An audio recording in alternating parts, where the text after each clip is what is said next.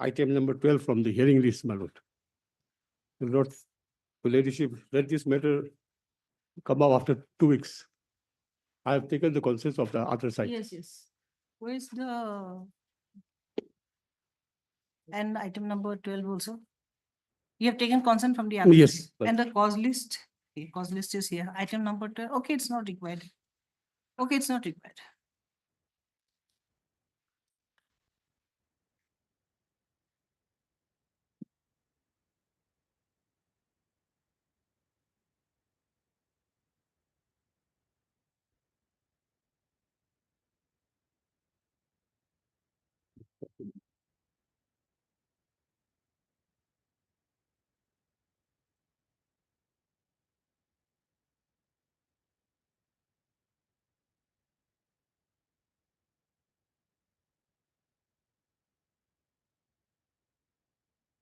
Learned Counsel, Mr. Y. Wati, No, my lord, no.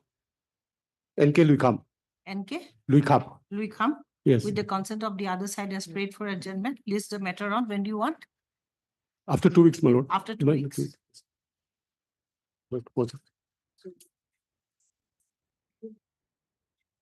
I have a similar prayer, my lord, Ah, that is in item number 9. Okay. Here, item number 9 from part 1, my lord. My your ladyship, this IA 203 and IA 204. Hmm. Here, the opposite parties, they were supposed to file the written opposition. So they have filed written opposition in respect of 204, and they are yet to serve copy on IA 203 to me, the written objection. Hmm. So 2 weeks may be allowed if I need to file a reply on it. Learned Counsel, Mr. N. Louis Kham has submitted that. What was your submission? Just once But- more. Here, in You IA will 2, file copies. yes, submit they are copies to written them? objection. Their written objection, they Oh, are supposed to he- serve to me. Oh, you have not served copies. They have to not them. served to me. Okay. Yes. Learned Counsel for Mr. N. Louis Kham, no? N.K. Louis Kham is present for the applicants. Learned Government Advocate, Miss. Huh? V. Shukri, no? Shukri is present, Government Advocate, Public Prosecutor. Additional? AG, okay. Learned Additional AG, Miss V. Shukri, I'll have to refresh my memory, it's been a long time, I forgot names. Is present for the respondents, Learned Counsel, Miss, And solo for the private respondents. and Solo. Solo Solo. is present for the private respondents and has submitted that, and has submitted not. The respondents are to furnish copies Yes. of Written objection in copies the of IA, written objection to in the the, IA. IA written 203. objection in the IA to the applicants. List the matter when do you want? After 2 weeks. List the matter after 2 weeks. Here, your ladyship, I have there some mistake has cropped up.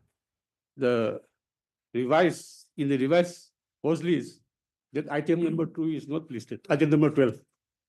So that the Item number mention- 12 is not listed in. 12 is the not listed. It is another case, not my case. Okay, so- then That order may be recalled. I'll delete the order. Yes, delete. আগৰ order নালাগে, item number 12 to তেওঁ নহয়। Most please. This lordship. Mm, Lordship, I beg to mention item number 11. 11, 11. hearing item number 11. Yes, yes. If this matter can come up after 2 weeks, lordship. Okay, Yes, your lordship. for 2 weeks. Government Advocate. Lordship. Learned The leading counsel, additional advocate general is apparently he has some issues in the family. He has informed me, your lordship. My lord. Learned Government Advocate, you are Government Advocate. Lordship. Miss Learned. S. Chang. Huh? S. Sorry? Chang. S. Chang. Chang has, with the consent of the other side, has prayed for adjournment. My lord. And my Please. lord may also kindly record that we Your- have filed our affidavit in reply to the additional affidavit filed by the state respondents. Counsel Mr. S, no? Joshua Shaki. Or J. Sheki has submitted that, what was his submission? We have filed our affidavit in reply to the additional affidavit filed by the state File an respondents. affidavit in reply against the additional affidavit filed by the State respondents, State respondents. my lord, List the matter when do you want? After 2 weeks. After 2 weeks. my lord, Obliged, Lordship. lordship. Lordship, I beg to mention item number 12. Hmm. As Oh. In this case, the sole respondent has expired. I was informed. Sorry? Sole respondent has expired. Okay. So I want to make an application for, Okay. Learned Counsel, Mr. Y. Wati yes, Lord. has submitted that the sole respondent has expired and he will submit an application. Affidavit, No, Lordship, for legal hairs, for submit an application for a substitution of the legal heirs. implement of the legal hairs. For implement of the legal legal hairs. heirs. List the matter on After 4 weeks, Lordship. after 4 weeks. May I please, madam? Yes. Lordship, I beg to mention item number 10. Hmm. On behalf of my colleague KV, Your Lordship, Hmm. he's indisposed today. If this matter can be listed after 2 weeks, my lord. I have been informed that the others parties has already been dead. May it please your lordship. Your lordship, I may be allowed to take a photocopy of the confessional statement of the accused, your lordship. And other co-accused, your lordship, from the LCR. Your lordship, the same has not been annexed in the paper book, your lordship. Photocopy of the The confessional statement under section 164, your lordship. confessional statements. Yes, your lordship. You want a copy? Yes, your lordship, I may be allowed to take a photocopy, your lordship. You can apply to the registry copies. You are for the appellant. Yes, your lordship. Okay, I'll ask the registry to furnish copies. You want copies? Yes, your lordship, Copies of the confessional statement. Registry will furnish, I believe, yes, the accused as well as the other co-accused, your lordship. of the accused as well as the other co. Yes, your lordship. Yeah, sure. Through the registry then. Your lordship. Learned Counsel, Mr. This is item number 10, my lord, 10. item 10. Learned Counsel, Mr. Yon. And Angami, Your Lordship, N. Agami on has behalf of KV, submitted that Learned Counsel, Mr. KV. KV is indisposed Yes, my lord. today.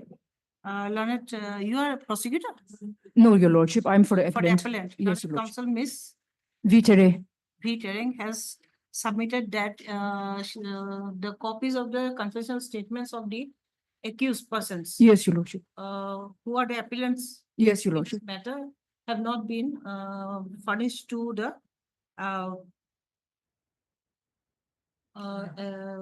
furnished to the learned counsel for the appellant.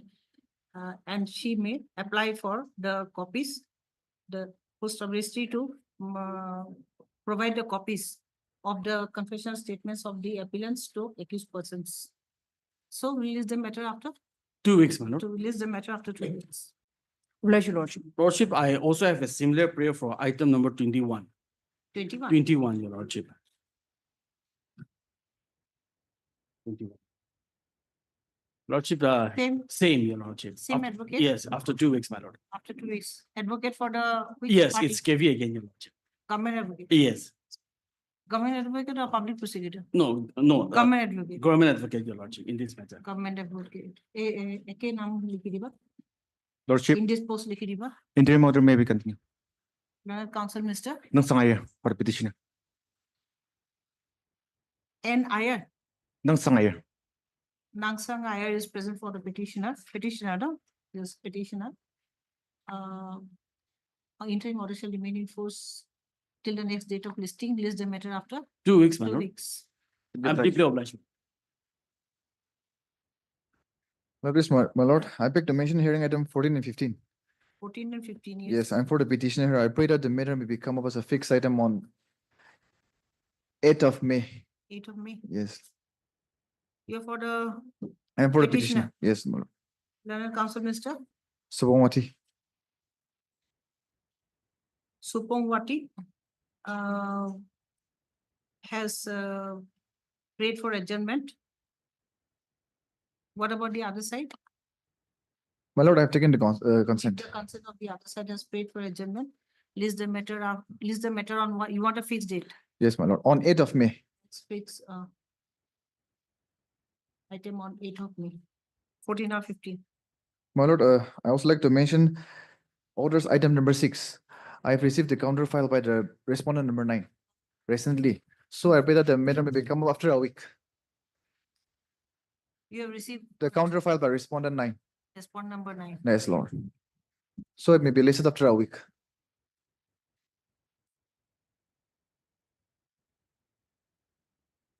Learned counsel for the learned counsel, Mr. Supongwati has prayed for adjournment.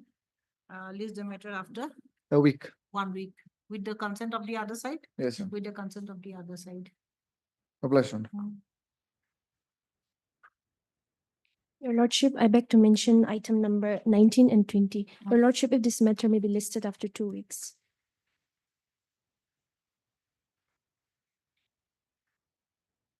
Government, Yes, I've asked consent. you're for the government I'm for the petitioner, Your Lordship. petitioner, Yes. 19 and 20. Yes. Learned counsel, Miss Rosemary Kikon. Rosemary, Kikon. with the consent of the other side, has prayed for adjournment. List the matter after 1 week, 2 weeks, Your after Lordship. 2 weeks. Yes. Much. My lady, I beg to mention item number 5. I'm appearing for the private respondent. I received my copies. I may be allowed to file my objection. The matter may be fixed on 6th of June. 6th of June. This is the, I'm getting confused. Yes. This is the petitioner side and this is the opposite side, no? No, Madam, this is the petitioner side. Petition and side, this this is the respondent opposite side. Yes, yes. Your This is the petition side, this is the opposite side. Yes. Okay. My lady, my name is not reflected in the cause list. Register may be kindly directed. What is your name? Kitoga Sumi. Learned counsel, Mr. Kitoka Sumi, has, item number 4. My lord, I'm appearing for respond number 1. Item number 5, Lordship. Item number 5. Yes. With the consent of the other side, has prayed for adjournment. Learned public Public prosecutor, proceeding, yes. Mr. Thipa home. E. Thipa home. Thipak Home. is present. Learned counsel, Mr. Metovero. Medovero is present for the Petitioner. petitioner. You have stated something, you have said something, My lady, adjournment, Yes, please. so that I can file my objection. has Yes. prayed for adjournment, has submitted for time to file his objection against the petition. Yes. List the matter after 2 weeks. On 6th of June. See, list the matter on 6th of June, My lord, on 6th of June, I have some difficulties. 5th. 5th of June. Yes. Obliged. Obliged, My Lord. lord. Lordship, I beg to mention hearing item number 13, Your Lordship. 13. Yes, I'm making mention on behalf of the leading counsel for the appellant, Imna Senla. She has some personal difficulty today, Your Lordship. So if this matter can come after 2 weeks. Learned counsel, Mr. Once more your name. Metovero on behalf of Imna Medovero Senla. on behalf of learned counsel, Miss Imna Senla. Ina Senla, Yes. with the consent of the other side, has prayed for adjournment. List the matter after 2 weeks. Much obliged. May I please, Your Lordship? Your Lordship, I beg to mention hearing item number 17. 17, Yes, Lordship. On behalf of BN Sharma. on If- behalf of BN Sharma. BN Sharma, Lordship. If this matter can come up after 3 weeks, Lordship. If this matter can come up after 3 weeks, Lordship. 3 weeks. Yes. Yes. I'm for the appellant. Learned counsel for the respondent, Mr. Chupa Pungan. On behalf of learned counsel, Mr. BN Sharma, comma, with the consent of the other side, has prayed for adjournment. List the matter after 3 weeks. Obliged, Lordship.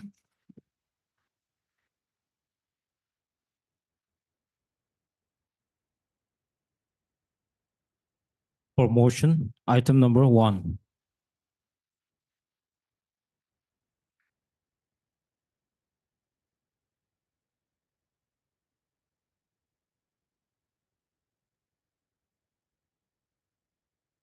Your Lordship, this instant IA is filed for condonation of delay of 554 days in MSC Tribunal Mokochung. Your Lordship, case number 32/2022. Issue notice, issue notice. Issue notice. Yes, yes, Your Lordship. Learned counsel, Miss Lakshmi, whom is present for the applicant. May I please, Lordship, Oh, Kim. Huh? Yes. Yes, Kim Impiana. Okay, I have wrong name. I have given the wrong name. Yes. Okay. Once more, please repeat your name. Kim Pian, Is present for the applicant. yes. Your Lordship. Applicant to issue notice, take steps to issue notice to the respondents. All the respondents, how many respondents? 3 respondents, Usual process, yes. returnable within, After 3 weeks, Your after Lordship. 3 weeks, Yes, list accordingly. much obliged, Your Lordship. For motion, item number 2.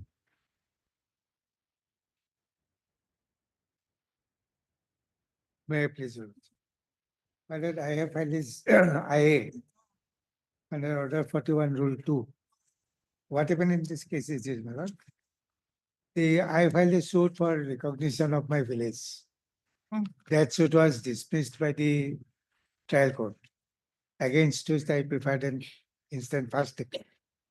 In the first appeal was heard by Honorable Justice Kotesha Singh, and the case was remanded to the trial court by framing a issue, that is issue number 10, to the learned district judge to record evidence and gave the finding on the issue number 10.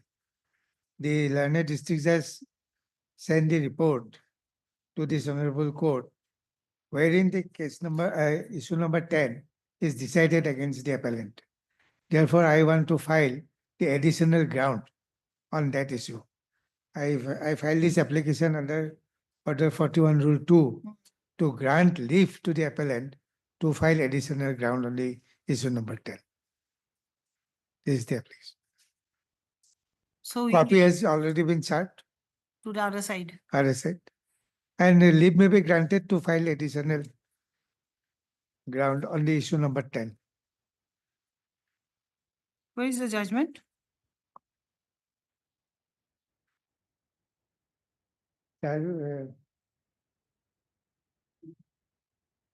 Finding of the, it is in the main case record, my lord. Hmm. This finding was given Srimati Divelu Vero, District Judge Kohima.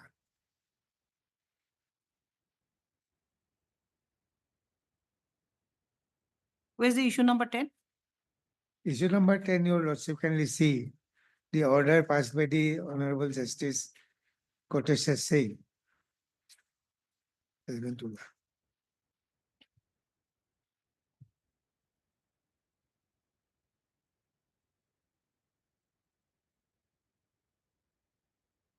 22/1/2019. my lord. When was the order passed? Your lordship kindly see the order dated 22/1/2019. Yes. 22/1/2019. Hmm. Here, my lord, the learned Honorable Judge framed this issue, whether the plaintiff village, namely Telefiji village, was from as per prevailing customary laws and recognized as per norms as applicable in the state of Nagaland. At page 6 of the order.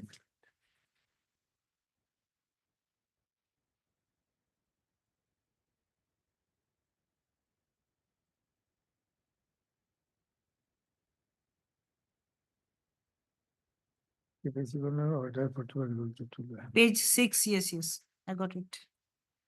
paragraph number 8.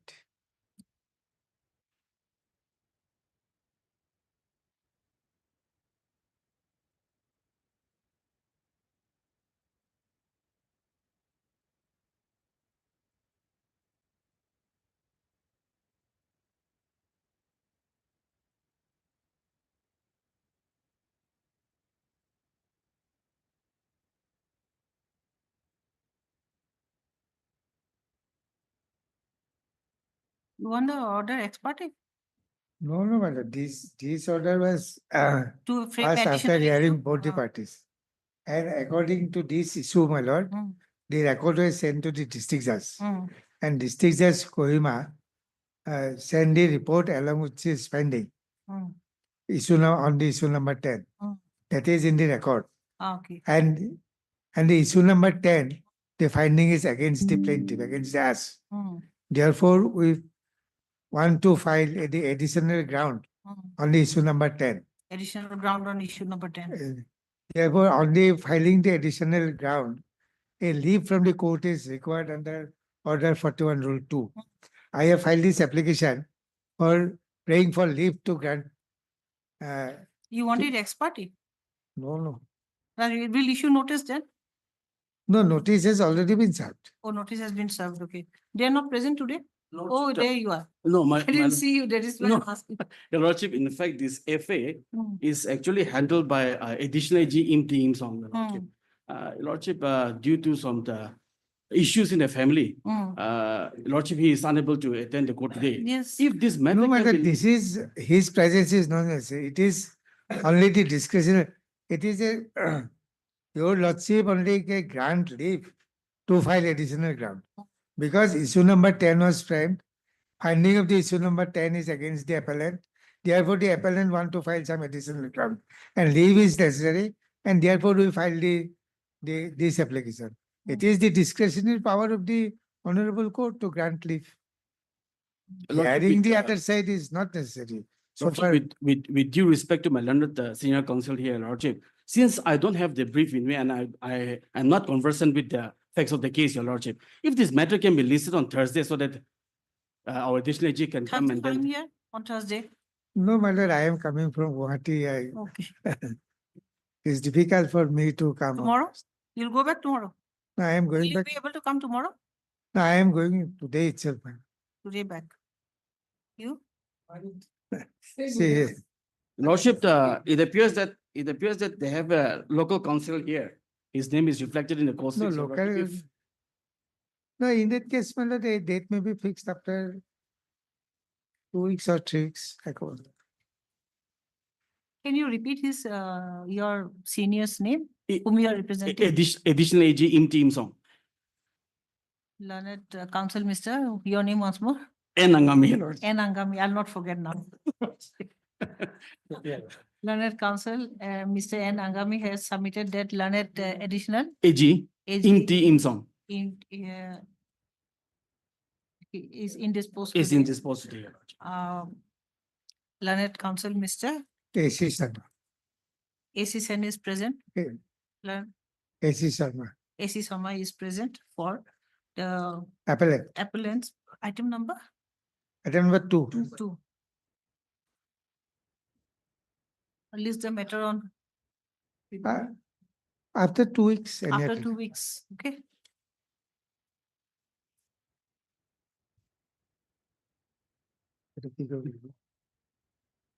No. Deeply obliged, madam. For motion, item number 3 and 4. Obvious, my lord. Mm. The present has been filed for the implement of the Shiri Muhammad Ali Shihab. I is the present Commissioner Secretary of PNR Department. As respondent number 8. Since the respondent number 5, the then Commissioner Secretary is no longer holding the said post. So the present incumbent, that is the Muhammad Ali Shihab, may be implemented as respondent number 8 contempt petition. This is the only prayer of the present application.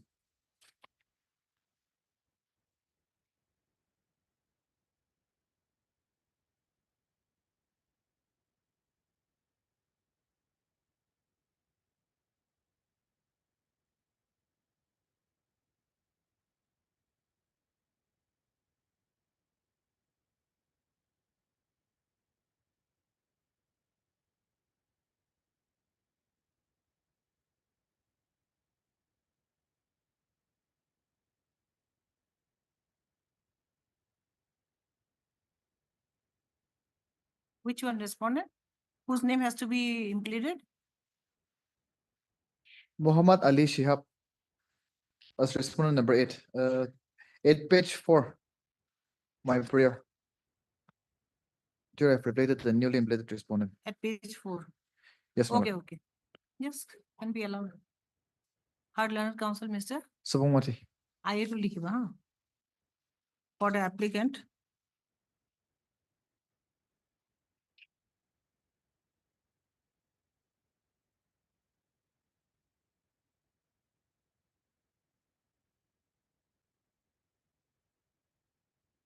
who has filed this application stating that the respondent number 5, Anup Kinchi, IAS, who was the then Commissioner and Secretary to the Government of Nagaland, Personnel and Administrative Department, Nagaland, Kohima, is no longer holding the post, and presently the new incumbent is Shri Muhammad Ali Shihab, SHIHB Shihab, is holding the said post. Full stop. The applicant has prayed to implead Sri Muhammad Ali Shihab as respondent number 8. Prayer is allowed. My lord, in the main contempt petition, I am allowed to file an amended contempt petition and take steps upon respondent 8 to register it. Submitted, learned counsel, Mr. has submitted for time to file a what? Amended contempt petition An amended contempt petition, which is allowed, and take steps upon the newly impeached respondent. and also to and also to take steps upon the newly impeached respondent. Full stop. Comma, which is allowed. Petitioner to take steps to the newly impeached respondent and issue notice returnable within 4 weeks. 3 Lordship. weeks, 4 weeks, 4 weeks, Bless list you. accordingly.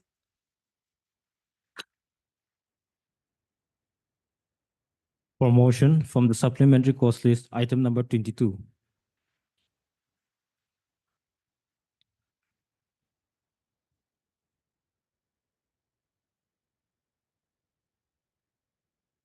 May I please lordship?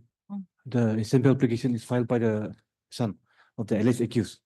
The alleged accused is arrested on 28/1/2025 in connection with South PS case 34/2024, special case 37 of 24, and charged under section 22, 27A and 29(1), read with section 3(5) of the NDPS and 3(5) of the BNS. My lord, initially the accused have filed bail application before the special court NDPS Kohima, but unfortunately his bail was rejected. And my lord, after the arrest in Kohima, the accused was transferred to Dimapur in connection with one case in Dimapur, NDPS case. From the Kohima jail to Dimapur. Yeah, jail. from Kohima after the remand was over.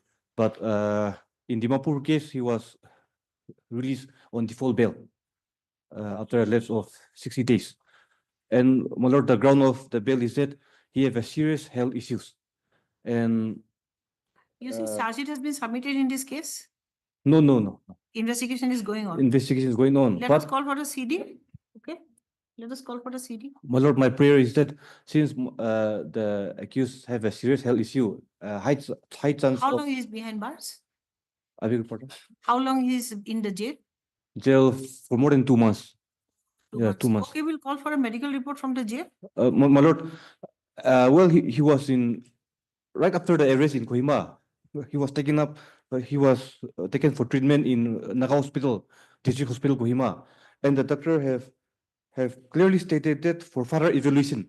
But unfortunately, after the remand, he was transferred to Dimapur, and while in Dimapur, the accused are not produced before the court. Through video conference, the accused are produced. So my client, he personally told me that the jail authorities, despite his complaint to the jail authorities, he was told not to inform of the health issues of his health issues before the court. So he could not inform while he was in Dimapur. But now he have complained his health issues with the jail authorities in Kohima, and they're in the process to take him for further treatment. But I have annexed on page 52. The medical officer in Kohima have referred him for further evaluation. And the medical officer in Kohima have prescribed lots of medicine. from page 51 to 54, since he have numerous health issues. What is his health issue? Main issue is not prostate. Cancer? Yeah, prostate cancer. I've annexed in page 33. He was undergoing treatment before his arrest. Page 33. Yes, page 33. First test report I've annexed in page 33. And indication is clear that he have already contracted cancer. But while he was on his way to Gauhati for further treatment, he was arrested, unfortunately, based on the statement of the co-accused. From page 33, you cannot understand that he is suffering from cancer. Cannot Symptoms are all understand. there. Sorry? Symptoms are all there. Even he urinated blood on numerous occasions till now, once or twice in a week. Blood cancer? Hemoglobin, whatever I could understand is Prostate specific antigen. Page 33. Metry. Page 33, yes. Page 33. Normal score is up to 3.1 ng/ml, but his score is 0.606. And after that, he also did another test on page 37.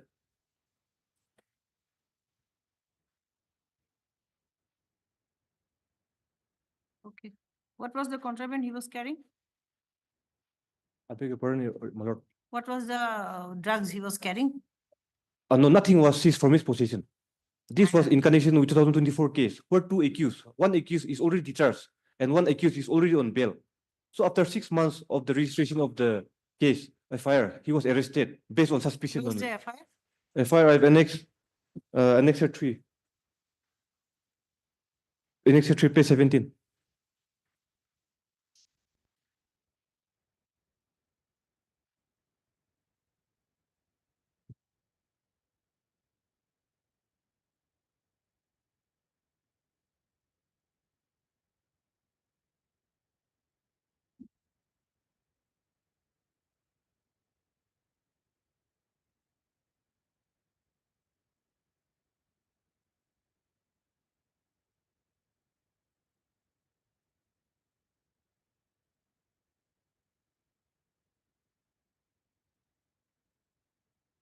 Where is the forwarding report?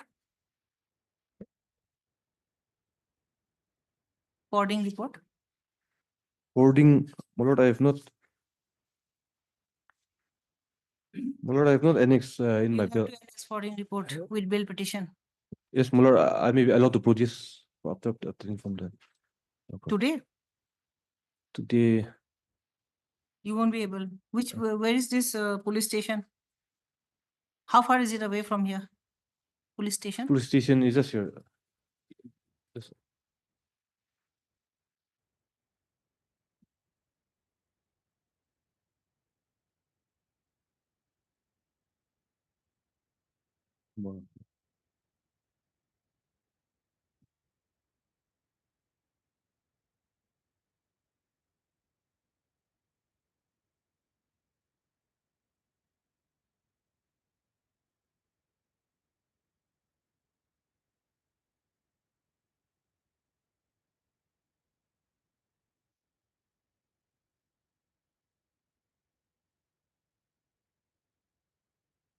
Yes, PP. And this stage notice may be issued or else lordship, they may allow to produce this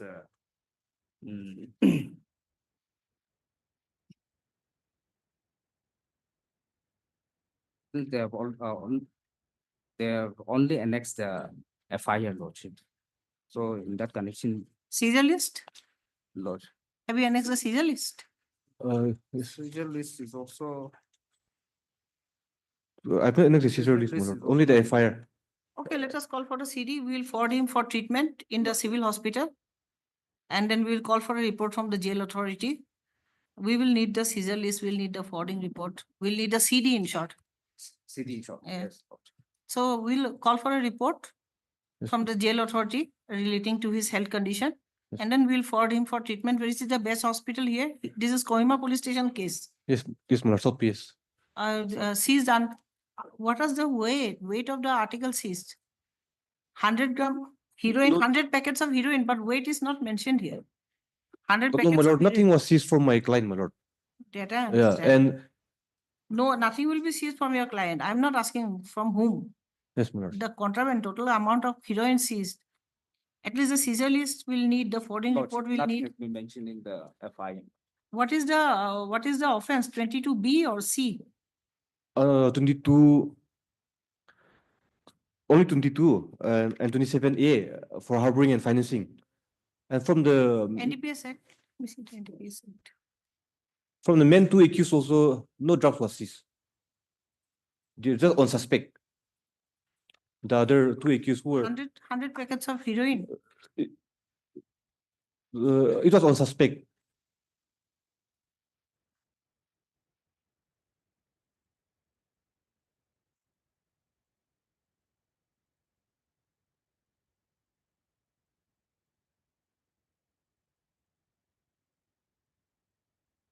Lordship, in the FIR report, Lordship, paragraph 4.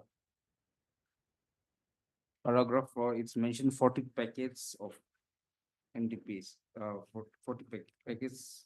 Oh, it is Okay, 40. I don't know where I got 100 packets. It's Normally, just an allegation that the accused tender he purchased from Anil in the month of May. Just an allegation. Well, arrest, no drugs were seized.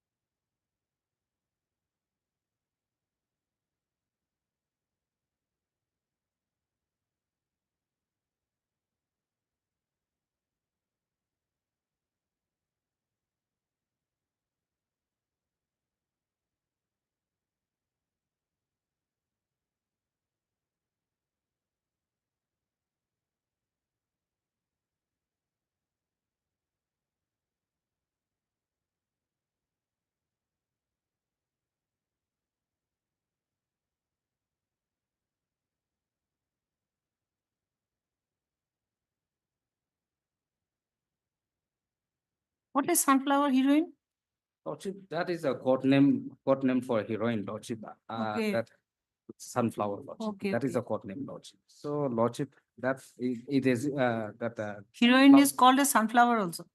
Lordship, what I know is that this sunflower is kind of heroin, Lordship. Okay, okay. But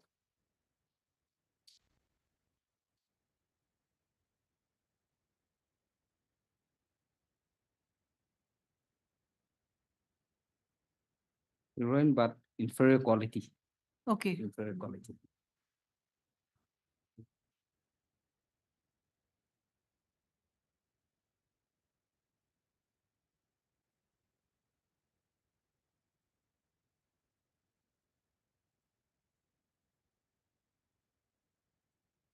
Under section 27A, B, 21A NDPS Act.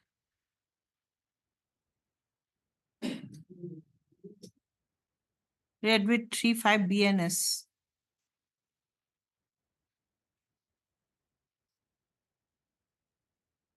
No, this is the earlier case. Yes, While ma'am. investigating this case, they were found. Yes, ma'am.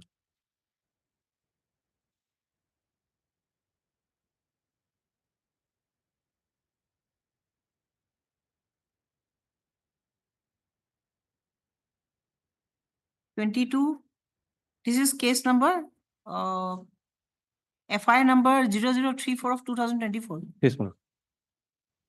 Kohima PS case number 34, ma'am.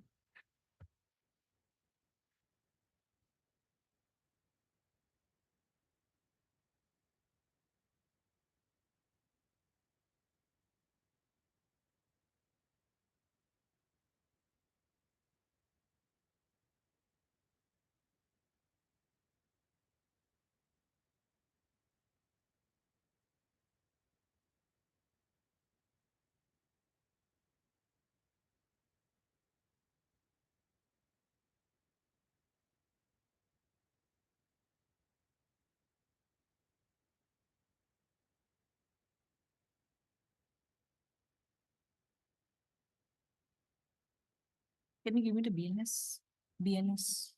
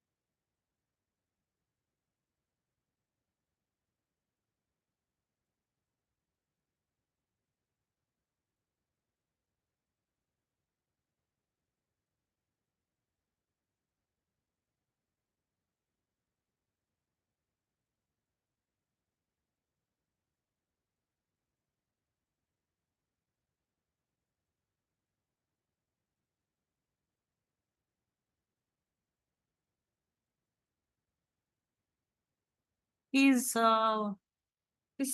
consumption of, I think there is consumption of drugs. What to do? You have not given the forwarding report. Yes, ma'am. Tomorrow, day after tomorrow? Tomorrow. Tomorrow? Yes, ma'am. You'll be able to give forwarding report tomorrow. Yes, ma'am. Can be released, I think, but you have not given the forwarding report. No, Consumption 27 is consumption only. no. My lord, E27A, Sorry, section 27, 27A? A. Oh, then that is 7A. not consumption. No consumption.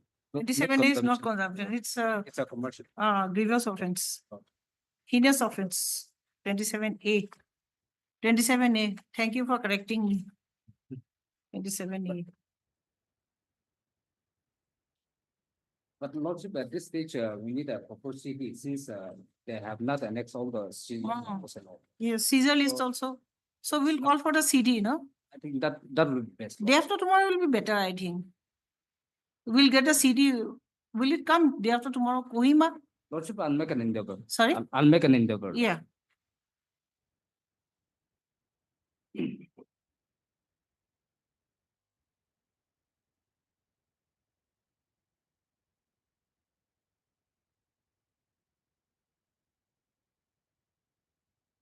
Day after tomorrow then. Okay, what is your name? Pakin Rizabo, my lord. Pakin Rizabo. Lordship, নামটা লিখাই আছে তাতে Third Learned Counsel Mr. Pakinri Chapbo for the petition. My lord, on Wednesday is DB. DP. So if this On matter Thursday. can come up on Thursday, Sorry? this matter can come up, if this matter can come up on Thursday, that will be better. Okay, Lordship. Wednesday's DB. Wednesday Okay, is the okay. DB Yes, matter. yes. For the petitioner who has filed his application under section 483 of the BNWS 2023 with prayer for bail as he is behind bars for 44 days. It's more than 2 months, my lord. I do For not give more the than- exact date. More than Yeah. 2 months. Yeah, more than 2 months. Behind bars since 28/1/2025. Petitioner Namru Salabade in connection with reference special case number 37 of no, it is not Belek case. Oh. In connection with South PS case number 0034 of 2024 under section 22, 27A, 29 within bracket 1 of the NDPS Act, read with section 35 of the BNS 2023.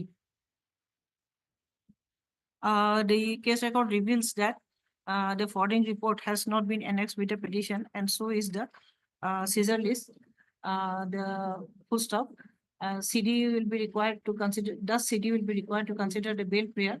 It is submitted on behalf of the petitioner that the petitioner is seriously ailing from cancer, and the petitioner requires proper treatment outside the jail. The jail authorities to submit a report regarding the health condition of the petitioner, and also he's in Dimapur now. Now he's Kohima. in Kohima. He's transferred back recently. The jail authority is also directed to provide requisite treatment for to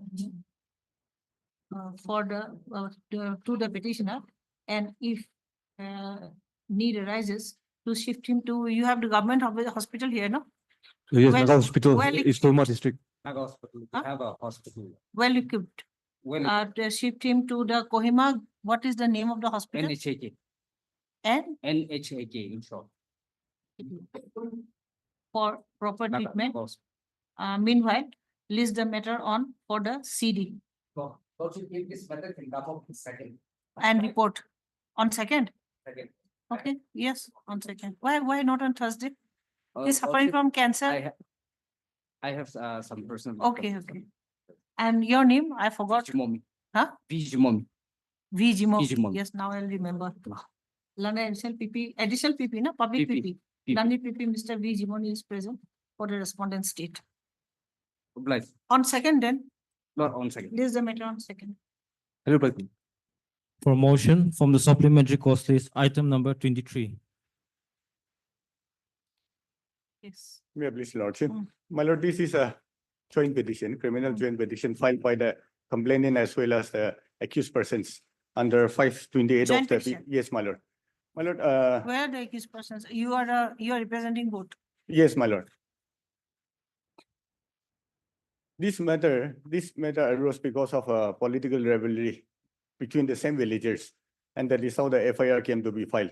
And charge sheet was filed under section 506, which is criminal intimidation, 447, which is also criminal trespass, and 143, that is unlawful assembly. All the other sections are compoundable. However, that section 143, that unlawful assembly, is not compoundable. That is how I came before before this court for quashing of the FIR and the corresponding Yes. criminal proceeding that is registered as CR 60 of 2023 before the Chief Judicial Magistrate Mo Chong. Both the parties have come to an amicable solution, and they have entered into an agreement. That is how I'm before this honorable court for quashing of the FIR in the criminal proceedings. Can be quashed. PP. Joint petition. Lordship. I'll leave with your lordship. This is a joint petition, lordship. Joint petition. And the matters are purely personal. Where's the FIR? The FIR is at page number.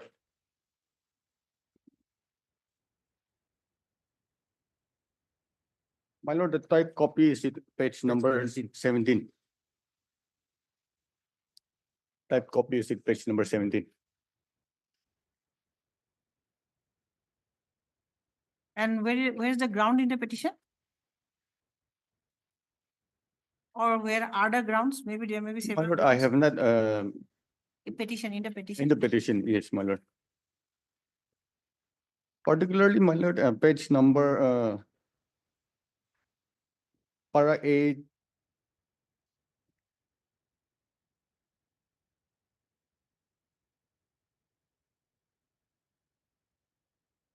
Yes, para 8, 9, 10, 11.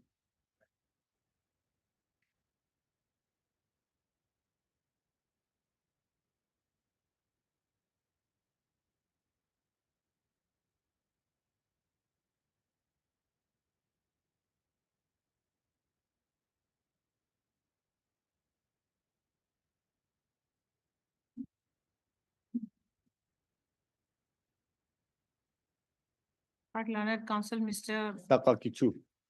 Takakichu for the petitioners. 1, 2, 3. Altogether, 9 petitioners, my lord. 8, 9. No, no, who have jointly filed this application under section 528 of the BNSS, here you mentioned BNSS 1973 wrongly. My lord, yes, No. my apology, my lord. 528 of the, so what to do now? 2014, 2024, my lord. What to do? 23, my lord. 24, 23. My lord, my apology. It is BNSS 2023. How to correct it now? You'll have to My lord, correct it. if since it is a typographical error, I may be allowed to correct it with pen now and sign it on the. Can we allow to correct with pen? I don't think so. There's a notification no, to My get lord, it yes, of amended course, that is there. within 1-2 days. You can file an amended We'll make it tomorrow. tomorrow, my lord. Okay. It is written as typed as BNS 1973. Earlier we could have allowed to correct with pen, but now I Yes. don't know. I'm not sure. It is a small typographical error. Yes, I know. but I remember coming across a notification. Yes, my lord, that is there. Everything has to be That is there. corrected. Yes. I'll do the necessary correction. Yes, yes. Learned Counsel Mr. Edu dictation has submitted to file a what application or what amended Amended cost either. amended cost title. Okay. Amended cost title. List the matter on when do you want? Tomorrow, Tomorrow. my lord, can be You'll done. be able to. Yes, my lord, can be Okay. done. List the matter on Kale detail. Okay, then tomorrow. Bless, my lord. For admission from the supplementary cost list, item number 24 and 25.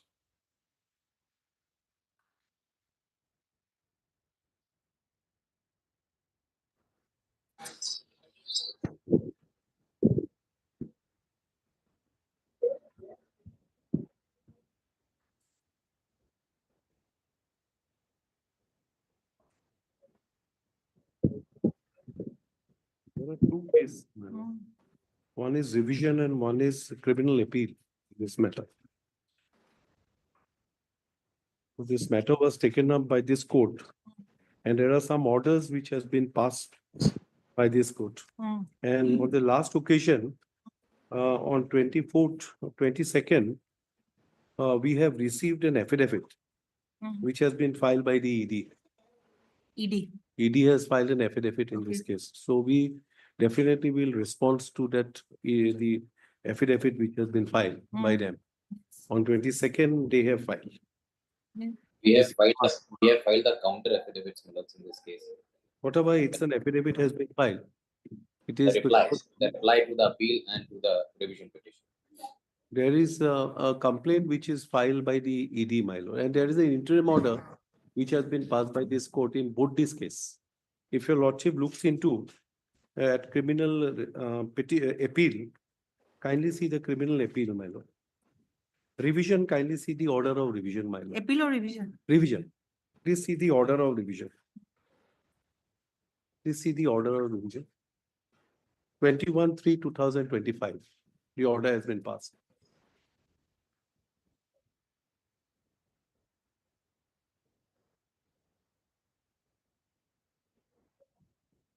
Twenty-one 3. 2025. Lordship got it? Yes. PD in second paragraph, the learned public prosecutor has submitted that by an order dated 7th of March 2025, 4 weeks time was granted to the ED for filing written objection against the revision petition filed by the petitioner, and at that time has not yet lapsed. The learned senior counsel for the petitioner has, however, prayed for interim relief in the meanwhile. He submits that in the instant revision, the petitioner has impugned the order dated 13/12/2024 passed in MLA 01 of 2024 by the learned special judge PMLA, whereby non-bailable warrant of arrest was issued against the present petitioner. Learned senior counsel has submitted that a main ground for issuance of non-bailable warrant of arrest against the present petitioner was that the petitioner failed to appear in person before the court in pursuance to the order dated 5/9/2024 passed in IA number 531 of 2024. The learned senior counsel for the petitioner has submitted before registration of IA number 531 of 2024, the Learned Trial Court had on an application made by the Learned Special Public Prosecutor ED on 2/7/2024 in IA number 230 of 2024 has issued non-bailable warrant of arrest against the present petitioner without giving an opportunity to the learned counsel for the petitioner of being heard. The learned senior counsel for the petitioner has also submitted that ML 01 of 2024, after submission of the charge sheet, summons were issued to 299 numbers of accused person, including the present petitioner. And after receipt of the summons, the petitioner's engaged counsel has been appearing before the trial court regularly. He has also submitted that the charge sheet, the petitioner has not been shown as an absconder and no pending warrant was issued against him during investigation.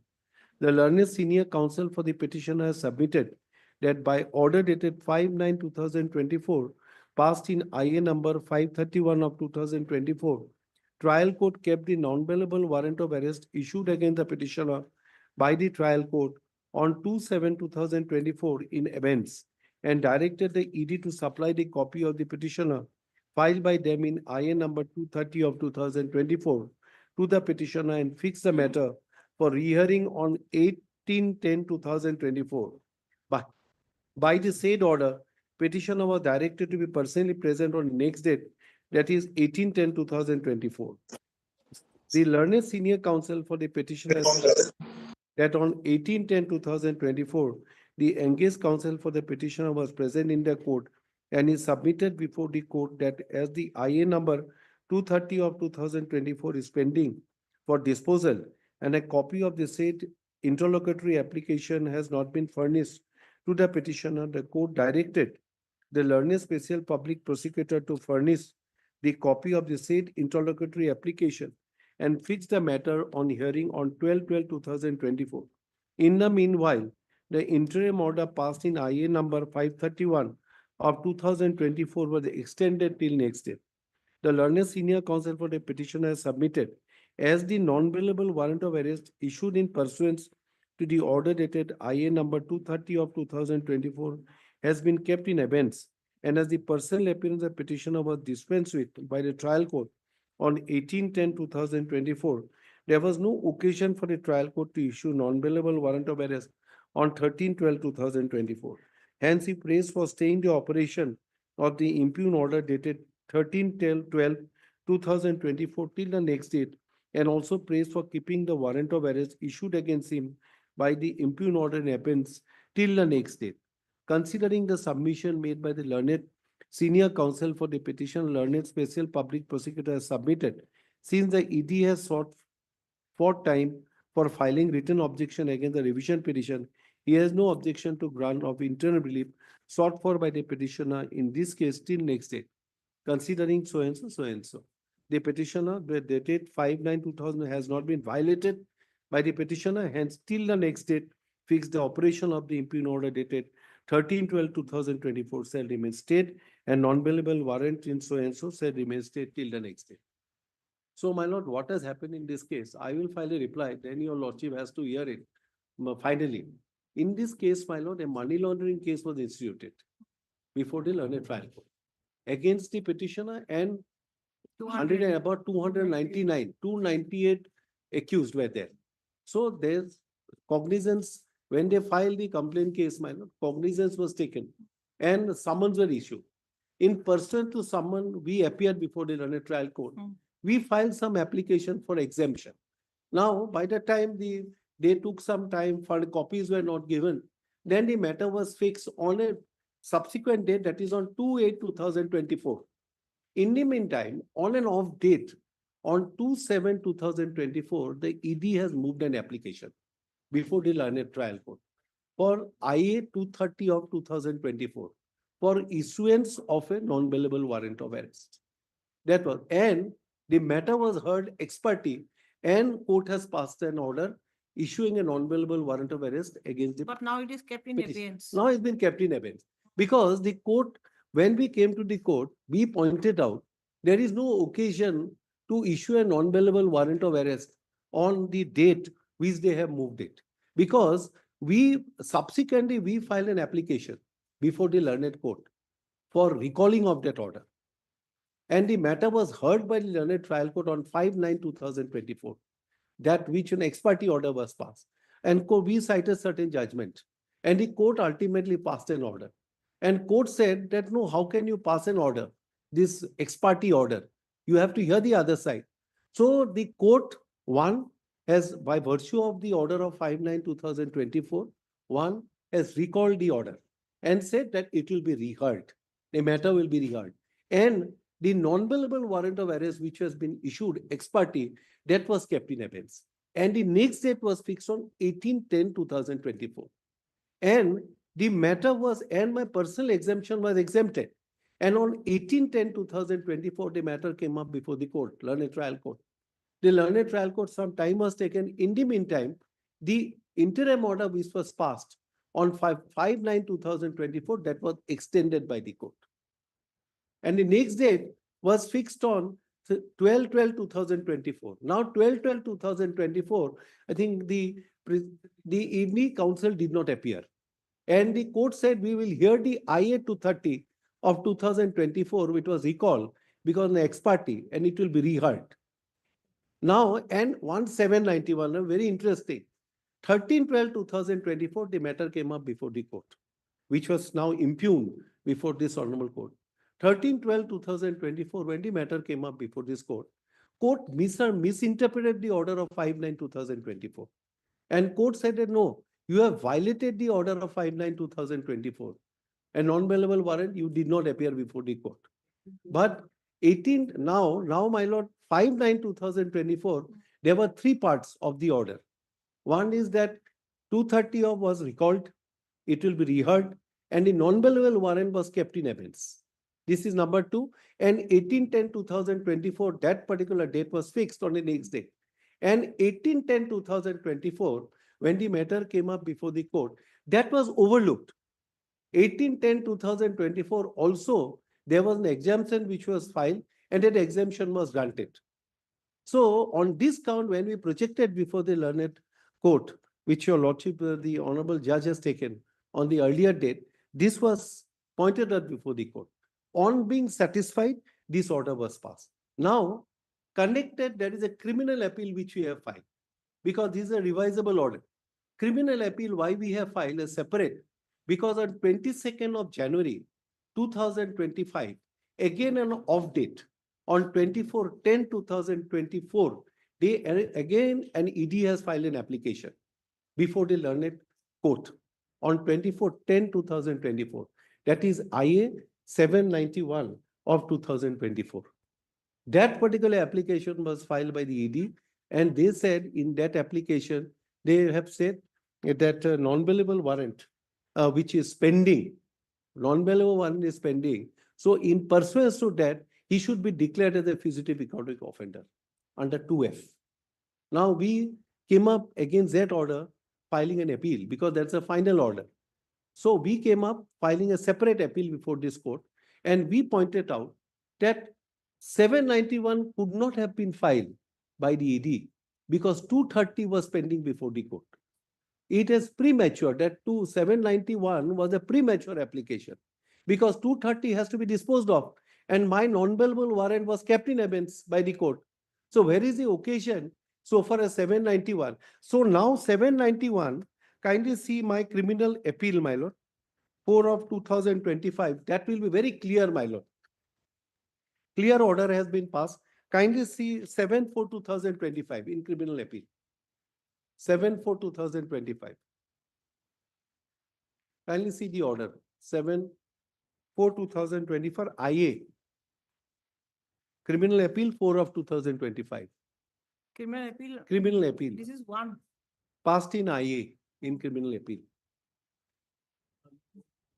4 of 2025. If this is criminal appeal one, this is IA. Yes. 7/4. Yes, 7. Yes.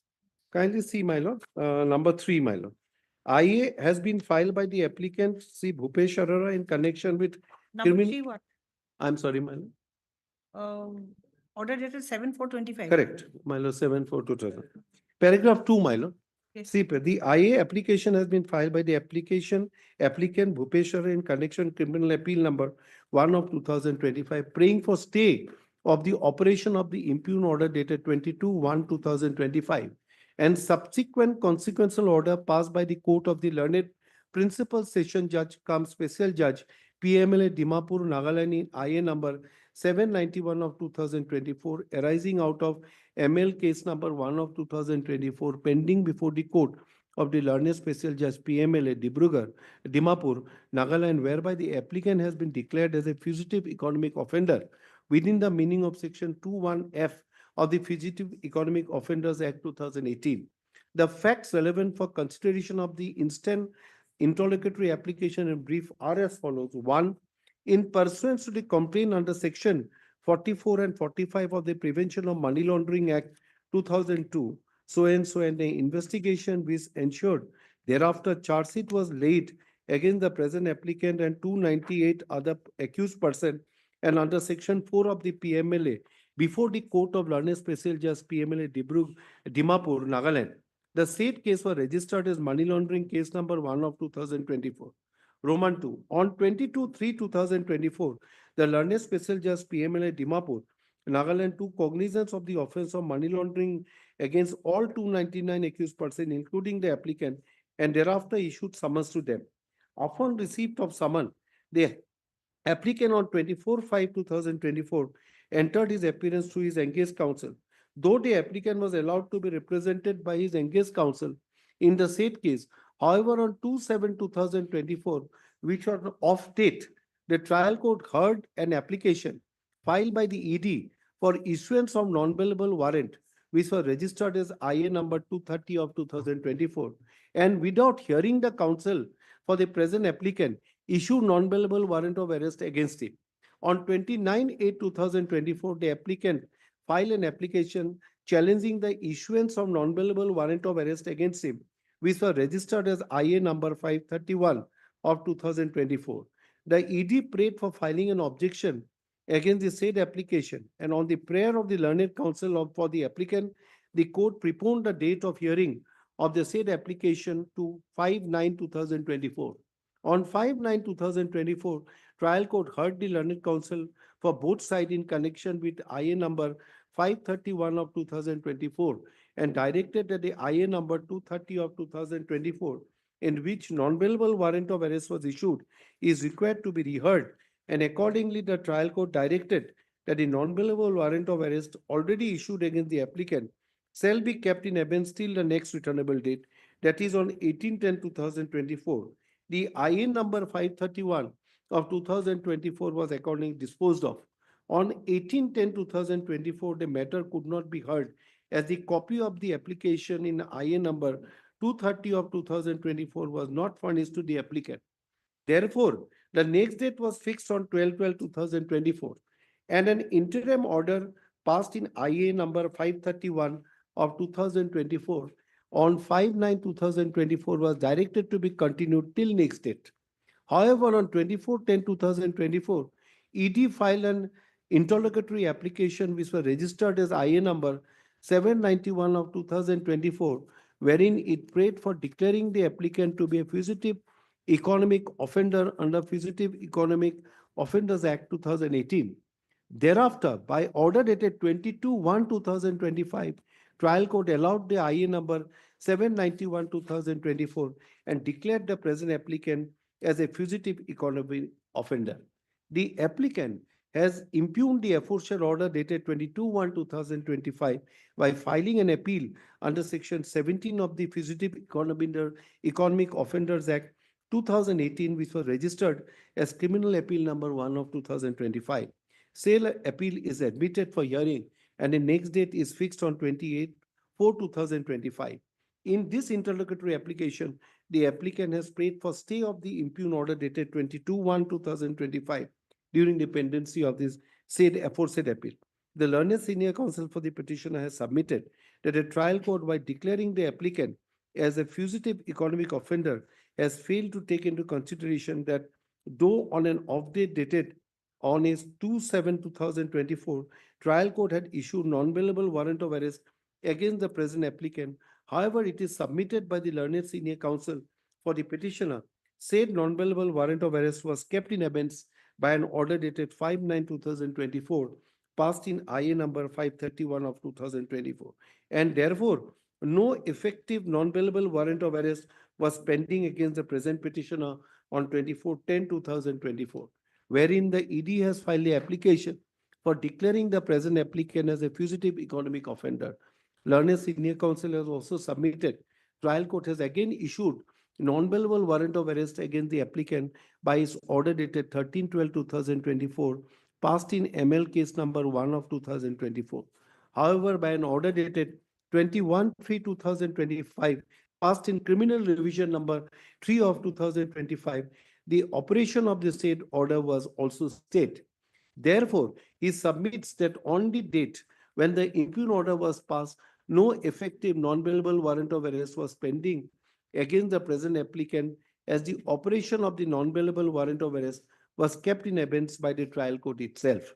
The learned senior counsel for the applicant has also submitted that before declaring the applicant as a fugitive economic offender under Section 4 of the Fugitive Economic Offenders Act 2018, the notices under Section 10 of the said act were not issued to the applicant as well as to other interested person under Section 10(1) and 10(2) of the said act.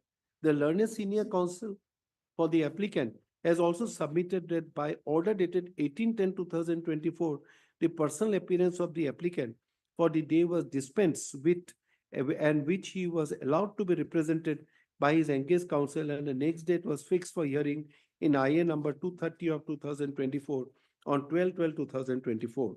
The learned senior counsel has therefore submitted on the date when the ED filed an application in IA number 791 of 2024 for declaring the applicant as fugitive economic offender, no effective non-bailable warrant of arrest was pending against him, and therefore prima facie the applicant has a good case for grant of stay of the impugn order during the pendency of the connected criminal appeal number 1 of 2025. On the other hand, learned special public prosecutor for the ED has vehemently opposed the grant of interim protection to the applicant during the pendency of the connected criminal appeal. He has submitted that the applicant has not appeared before the learned trial court in spite of repeated issuance of summons to him, and as such, the non-bailable warrant of arrest was issued against him. However, the applicant has left India after siphoning of the laundering money, and the trial court, after considering all aspects, have rightly declared him as a fugitive economic offender. The learned special public prosecutor for the ED has also submitted the present interlocutory application filed in this case is not maintainable, as the same has been filed by the wife of the applicant and not by the applicant himself.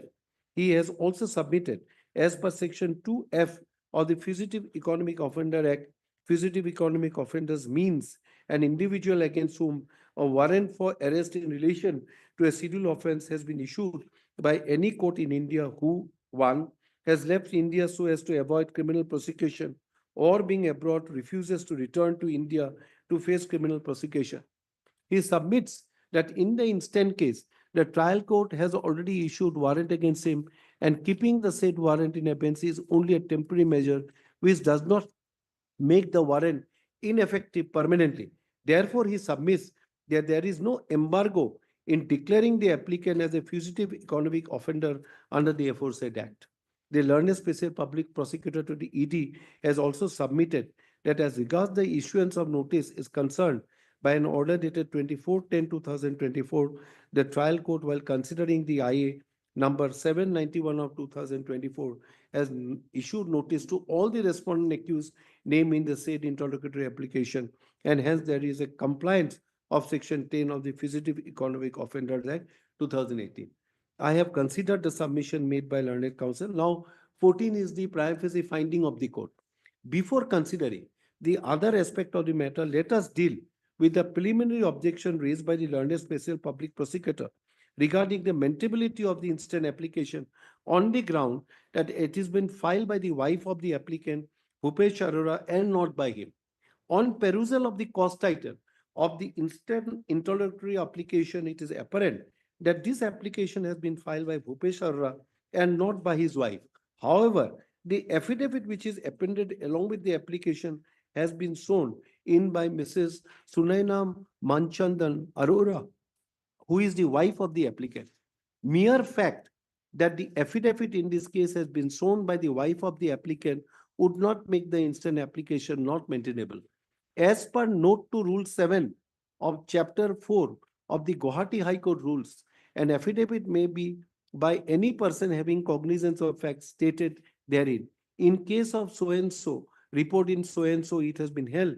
Affidavit may be verified either by the petitioner himself or by anybody else who is fully posted with the facts and circumstances of the case. In the instant case, the wife of the petitioner who has been sworn the affidavit has stated, statement made in the petitioner are derived from the record which she believes to be true and correct. Hence, prima facie, it appears that the objection as regard the maintainability of the instant petition raised by the learned special public does not have much force, therefore same is rejected. So on the point of maintainability, the court had rejected the point. Yes. We said that no, it can be filed by an affidavit. Lordship has filed number of cases. The wakalatnama is being filed by the petitioner, but the affidavit can be shown by who has the knowledge of the facts of the case. And we have cited one judgment. So the court said, yes, it is the ground which you have taken that no, it is maintainable. You can't say it is not maintainable. It is the first ground, two grounds. Now see the next 18, paragraph 18. It also appears that ED, paragraph 18, it also appears that ED has filed the application under section 4, read with section 10 and 12 of the Fugitive Economic Offenders Act 2018, on the basis of which the IA number 791 of 2021 was 24 were registered on an off date dated 24/10/2024. In the said application, it was mentioned that non-bailable warrant of arrest has been issued on 2/7/2024 in special case number 1 of 2024. However, it is silent about this order dated 5/9/2024 passed in IA number 531 of 2024, by which the non-bailable warrant of arrest was kept in abeyance. There is also no mention in the said application regarding the fact that by order dated 5/9/2024 passed in IA number 531 of 2024, it was directed IA number 230 of 2024, by virtue of which the non-bailable warrant of arrest was issued, would be reheard. Thus, when the trial court has kept the IA number 230/2024, in which the non-bailable warrant of arrest was issued for reconsideration, and same is yet to be reconsidered, and when a non-bailable warrant of arrest issued by trial court by virtue of order dated 2/7/2024 passed on the basis of an order IA number 230 of 2024 is kept in abeyance, the non-bailable warrant of arrest so issued cannot be regarded as warrant of arrest which is in force, and the same cannot be executed against the petitioner till the embargo imposed on his execution is lifted by the trial court. However, the ED has moved the application for declaring the present petitioner as a fugitive economic offender while such warrant is under suspended animation. It does not require more than a common sense to understand that reference to warrant of arrest in section 2F of Fugitive Economic Offenders Act 2018 would mean an effective warrant of arrest which can be executed. It cannot be understood to include even a warrant of arrest which is under suspended animation. If the same is allowed to happen, the order of the court by which the warrant of arrest was kept in suspended animation would become inefficacious. Moreover, the notice referred by section 10(1) of Fugitive Economic Offenders Act has to be sent to the individual who is alleged to be a fugitive economic offender for his appearance at a specified place and time. And it is only on failure to apply on the said specified date, place, and time that such an individual may be declared as fugitive economic offender.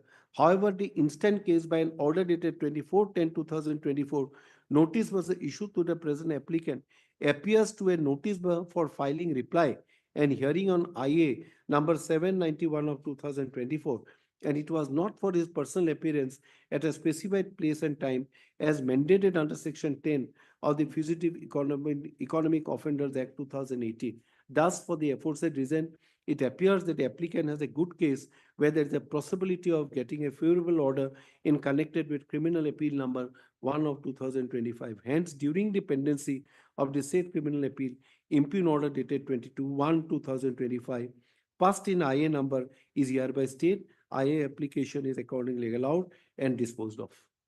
So, my lord, IA on prima facie, the court was satisfied, and the order of declaring fugitive economic offenders was stayed. So now the matter has come up for admission. I read the order because it is for the first time your lordship is dealing. That is why I thought of, I will have to otherwise, see as it is otherwise there was no point of wasting the time. Because I thought that I should project what was the order that was passed by the court earlier, because it was heard. My learned friend was present on the 2 or 3 occasions when it was earlier, first time it was moved. Your lordship will see the order. I told the court that please do not pass the order without hearing the other side. Because I don't want this order to be an ex parte order. Specific prayer was made when the matter was moved before this honorable court. So the court, if your lordship looks into the order, so 1 or 2 dates was given. Court, I said that there is an interim order to be passed, plus please do not pass it without hearing the other side. So when my learned friend appeared before the court, it was heard and ultimately resolved. And recently they filed an affidavit. In reply, they said, but we said affidavit in opposition. They filed on 22nd for 2025. So I want to give a response to it. I have My lord, may I only make one submission? I appear as special counsel for the ED. My lord, may only have para 5 of the order which my learned friend just read out. It is my duty to para 5 of the order of the interim order that my learned friend just read out. If my lord will have para 5. I'm not opposing his request for time, but it is my duty to point out, my lord, one fact which is possibly an incorrect submission, which is recorded in the order. Please have para 5, my lord. You are special PP for ED. That's right, my lord. My name is Zohaib Hussain.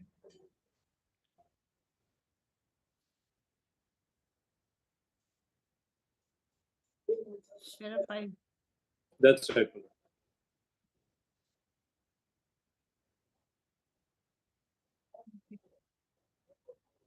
Yes.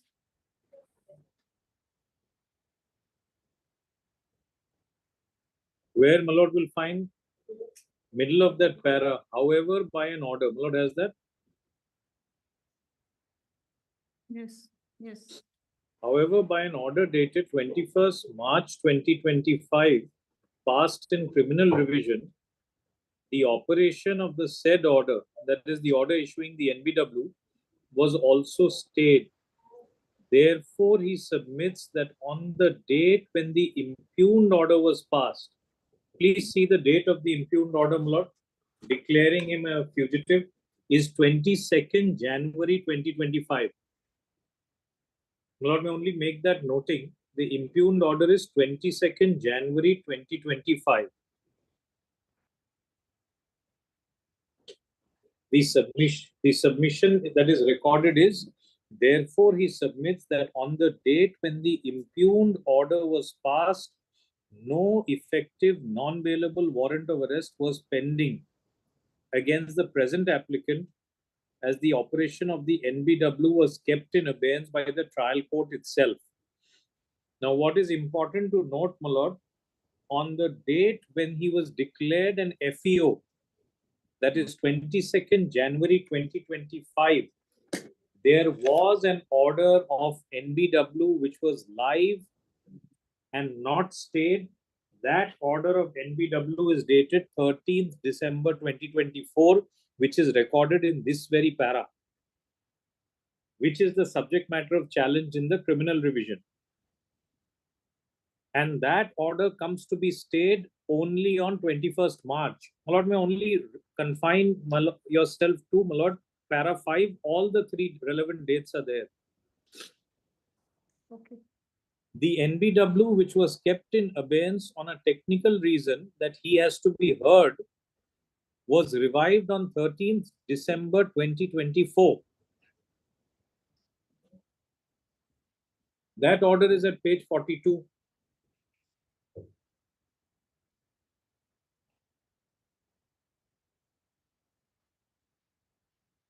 Page 42 of? of page 42 of the criminal appeal of this very. So my submission is, my lord may only record my submission, and since my learned friend wants to put in his rejoinder, he may do so, my lord, subject to the court's leave. Yes, But my submission is that para 5, the basis of the order staying the FEO declaration is an incorrect submission by my learned friend, with respect, my lord, that when the please see only one point, my lord. Section 12 of the FEO Act says, on the date when the special court records its satisfaction that he is a fugitive offender, on that date, there is a live NBW order which is not stayed by any court. That is on 22nd January 2025. What is being tested in the present proceeding is whether the special court's satisfaction under section 12 is correct or not. As on the date, the special court satisfies itself. And my lord, FEO proceedings are like checklist proceedings. There's no great adjudication happening in the special court because he sees only two things. Is there an NBW issued? And two, if the person who is sought to be brought to India, he is refusing to come to India. Because the object of FEO is not to punish a person. The object of FEO is to secure his presence to face a trial. It is to ensure that people who have allegedly committed offences in India come and face prosecution. It is in fact in furtherance of Article 21 of the large number of victims of the crime which is committed in India. So it does not, number one, violate a single fundamental right of the accused. On the contrary, it is to promote the right of fair trial of the accused. That you come to India, you have left the confines, the shores of India, you are not facing prosecution, you come back to India and face criminal prosecution. There is another thing. When a notice is issued and he comes back, the FEO proceeding dissolves. The FEO proceedings will no longer continue if you come back and face the criminal prosecution. But he chooses not to come back and therefore he is declared FEO. Para 6 also contains an incorrect submission, my lord, that no notice under 10(1) is issued. Para 6 of this very order states that no notice. I'm sorry for disturbing my learned friend.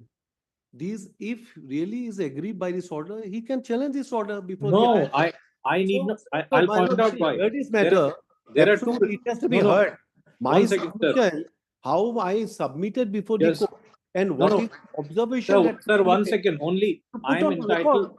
I am entitled to inform the court, just like you were entitled to inform the court what your case is. I'm also giving the court a flavor. I, in the beginning itself, said that I don't oppose your request for filing a rejoinder. This is only to show the court that there is some urgency in the matter, my lord, because the interim order is granted on the basis of two factually incorrect submissions made. First incorrect submission, which I showed, is a glaring misstatement that when the impugned order is passed, there is no live NBW. Glaring misstatement. Second incorrect submission, please see para 6, my lord, of that order. Para 6 of the interim order relied upon by my learned friend just now. He says no notice under 10(1) issued.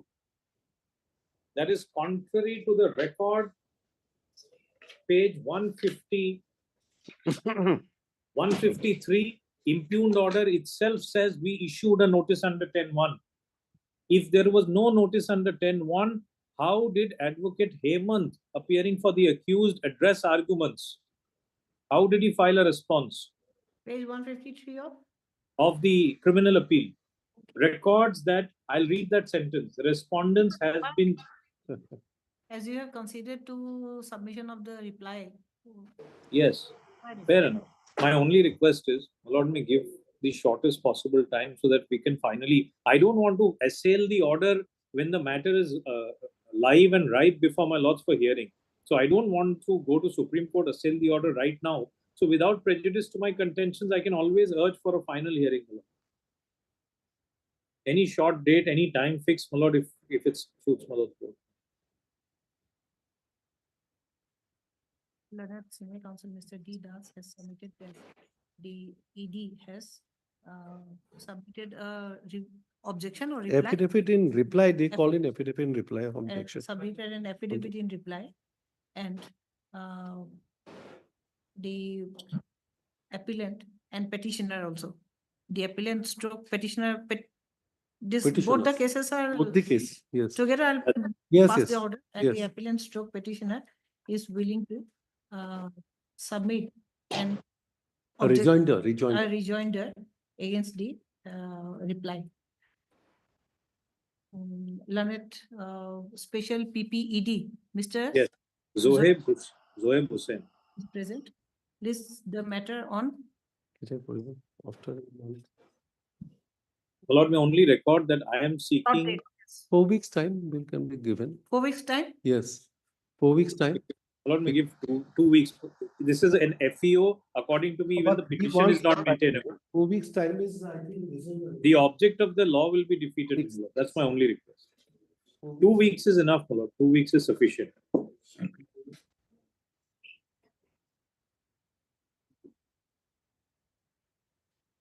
You want a date?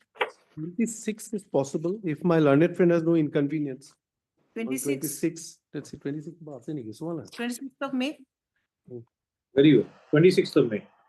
Just for a moment. 26th of May.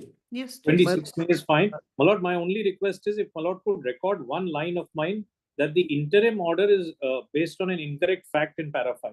Only one line How submit. can you- Then you have to, this is, how can you?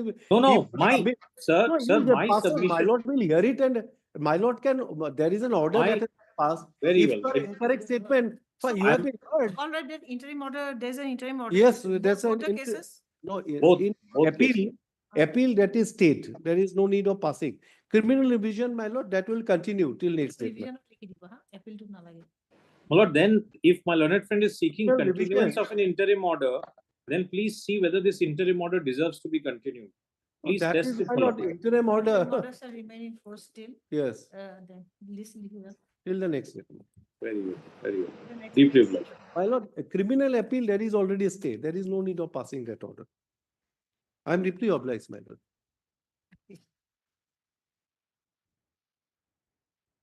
Over. Orders, item number 7.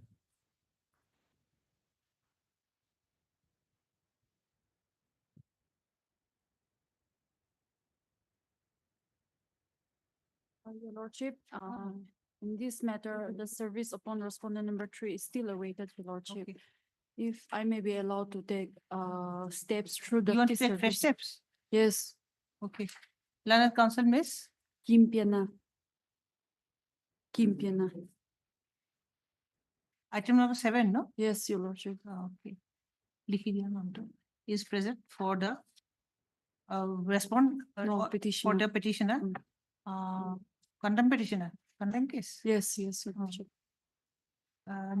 Notice on respondent number 3 is awaited. Yes, The yes. learned counsel has submitted, the petitioner may take fresh steps to issue notice to respondent number 3. Through the returnable service.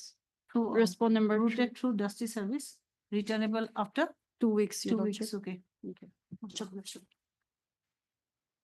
Orders, item number 8.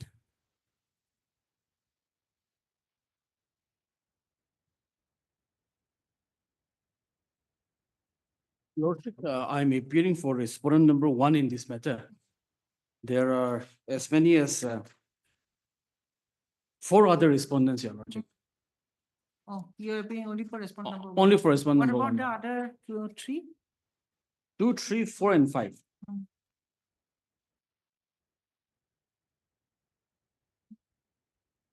Let me check the office note. Yes, my lord. Notice issued to respond number. Awaited, 5 is awaited. 5, Your Lordship.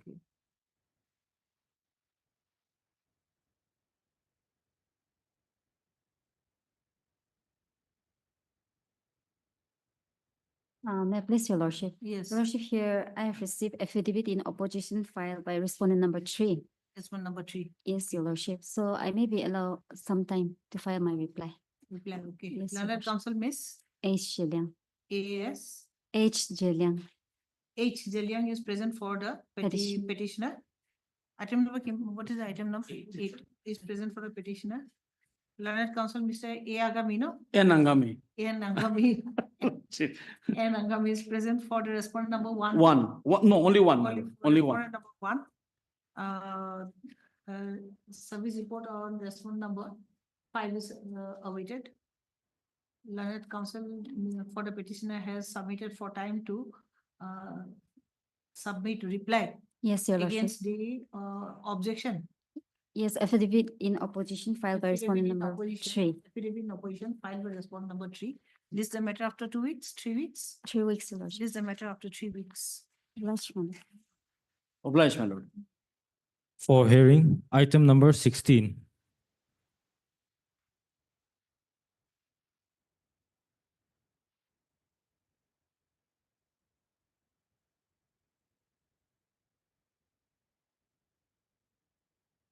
I'm for the respondent, the petitioner, the Insurance. appellant is here, yes, the insurance company.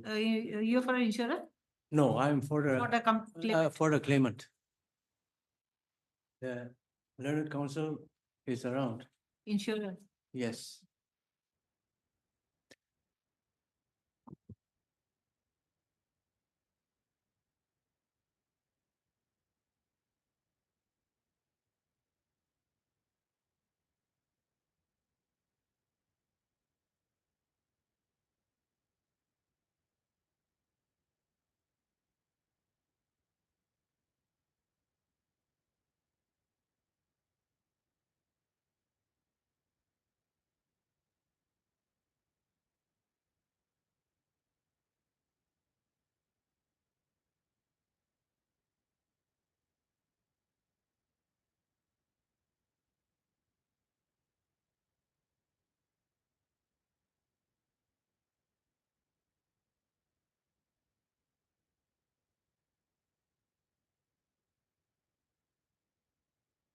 You take some time, no?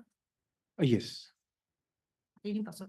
You call him after the hearing.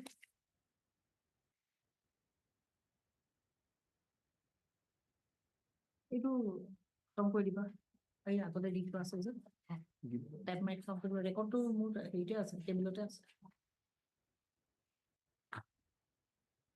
পাৰিলে আৰু এইখিনি কৰি লওঁ আগতে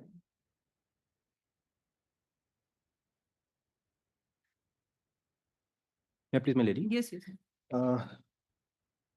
In this case, the respondent claimant has filed a claim case before MSCT Mokchung with regard to the alleged accident and thereby the injuries caused to her person, claiming rupees 32,25,000 for the accident on 21 to 2019 involving a two-wheeler at Chanmari in Gauhati.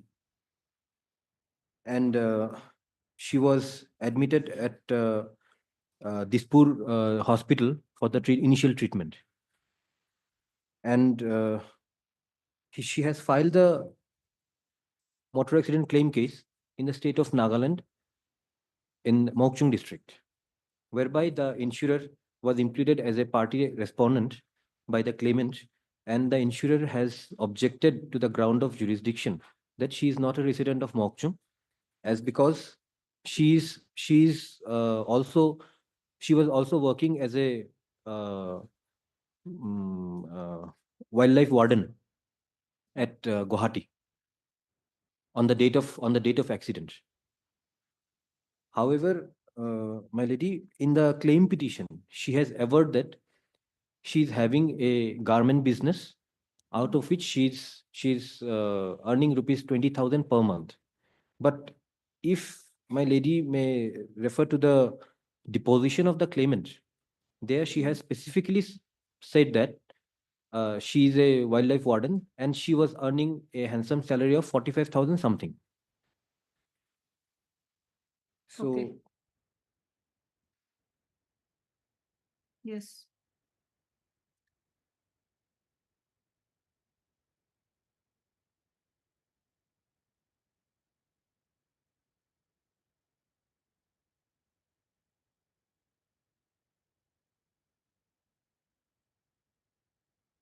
if if I may read the claimant's statement. I, Niva Gogoi, wife of Sri Amit Kumar Gogoi, a resident of, You have the LCR? yes,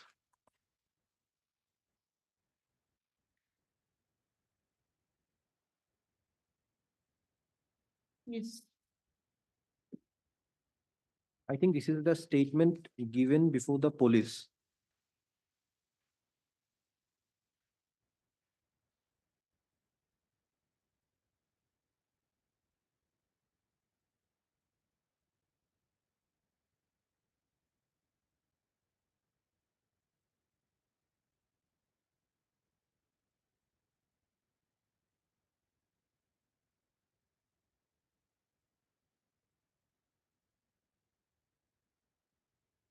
Given before the tribunal? No, this is, I think, before the police and I before had the the, statement of the, given before the tribunal. okay, okay.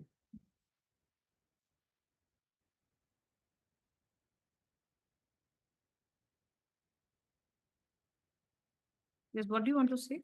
Yes, so if I may read this, the statement. Before the police? No, if this is the tribunal, because I have got the file like this, if this is the, No, no. Tribunal will be recorded in form. in the form, yes.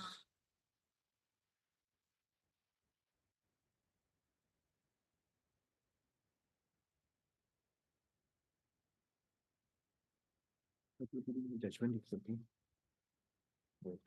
Police case will be, I think, that criminal case. Yes. No. Okay, in the, This is before the tribunal. You can start reading. Let me see okay, if it is similar. If you want to portray something, project Yes. something.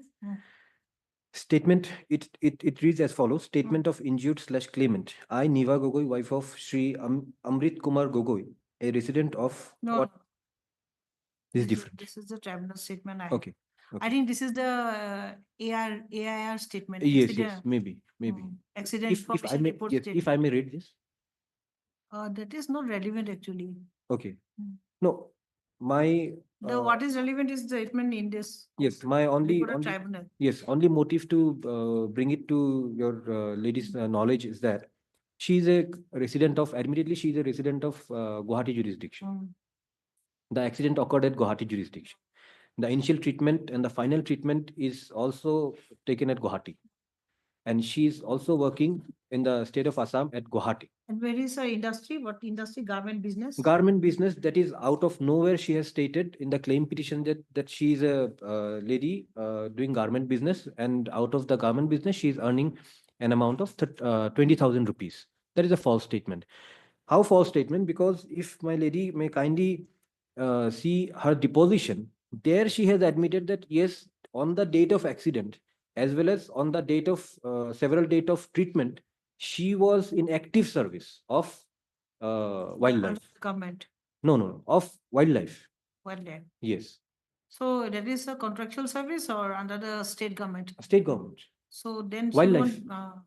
she won't be able to run her own business then. Yes. Here, in the judgment itself, in the judgment itself, in my appeal memo, internal page number 12 of the MSCT judgment, internal page number 12 of the judgment at issue number 1.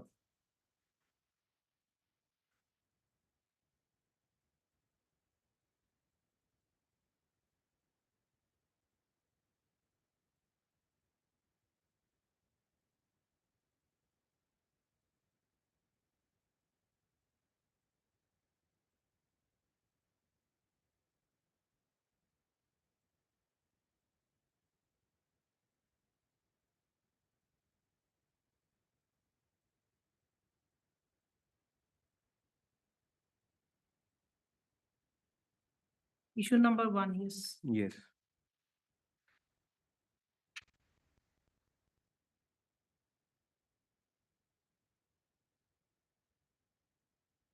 Issue number 1, it is stated that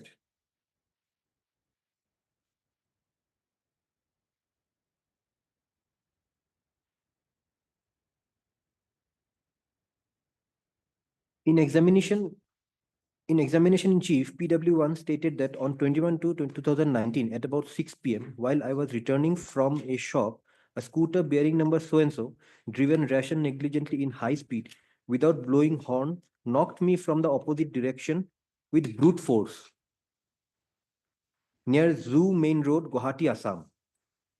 My lady. Further, she stated that I was taken to Midland Hospital, Ganeshguri, Guwahati, for treatment. She also stated that I have undergone major surgery in the right leg of my leg. I was thereafter referred to Dispur Hospital on the same day and discharged on 27/2/2019 after operation.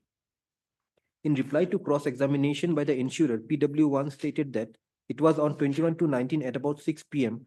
while I was standing on the road zebra crossing line at RGB Road, suddenly without blowing horn in reckless speed, a scooter bearing number so-and-so covering the entire road hit me from the opposite direction, leading to serious leg injury in leg.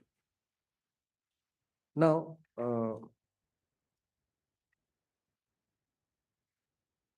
my lady, if my lady may kindly come to page number 15, internal page number 15. Yes. Issue number 3 and 4. Whether the claimant suffered permanent disability and to what extent, and issue number 4, what was the age and income of the claimant at the time of accident. In this regard, let me have a look in the submissions made by all the councils. Exhibit 11 is the disability certificate of the injured claimant, where it has been recorded that the claimant sustained 10% permanent physical disability. The counsel for the claimant exhibited PAN card as Exhibit 9, which indicates that she was 53 years at the time of accident. On evidence, the claimant also stated that she was 53 years at the time of accident. I consider P9 PAN card to determine the age of the claimant.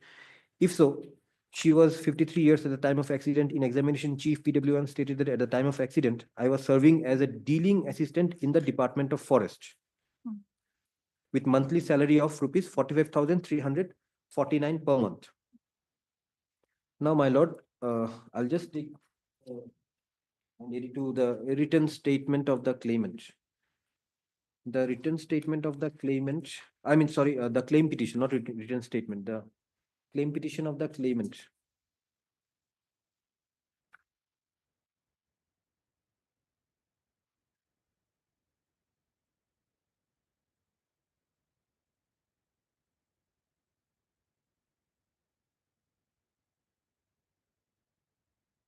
Has my lady got Yes. the claim petition?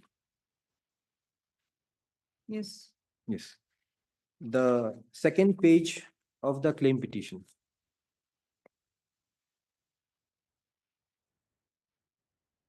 Second page, yes. Yes, it is MSC case number 18 of 2019. The second page. Second page, yes.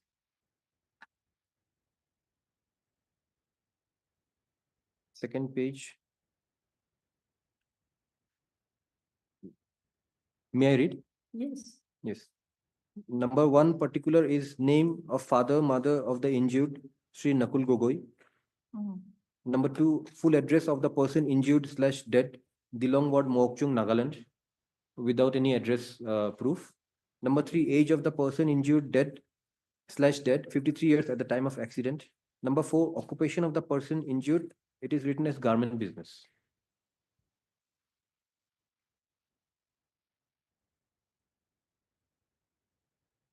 Dealing assistant, government servant. But in my Number file 4? it is. But in my file it is given as garment business. Age 53 years. Yes, age. Number 3. Yes. Number 4, dealing assistant, government servant. But here it is. Occupation of the person injured, garment business.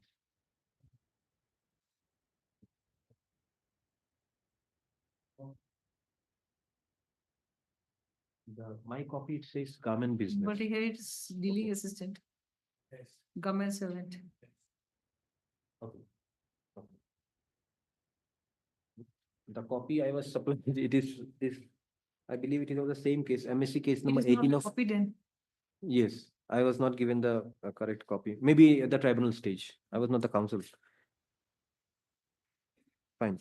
So, my lady, then at my written statement, at my written statement, at para number 2, page number, internal page number 2, my written statement. Yes. The jurisdiction, the residential address of the claimant was specifically denied by the insurer, that without any residential proof, as because admittedly in her deposition in the cross, she has admitted, and on record, face of the record, it is clear that she is a resident, and she was also working in the, Written statement para 2. yes, on the merit column. The second page of my written, Second page. Okay. second page of my written statement On merit, okay. on merit.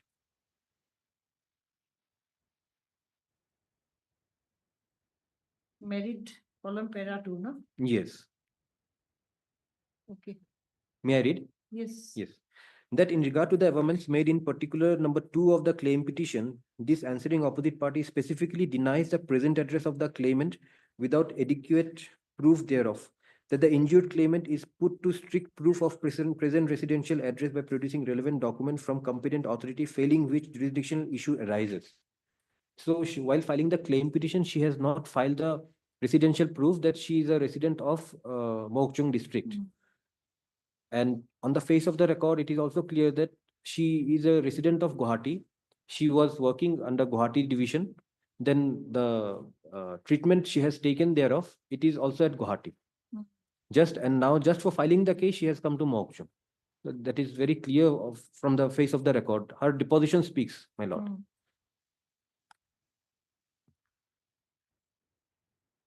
Now, my lord, may I take my lord to the grounds of my appeal? Yes.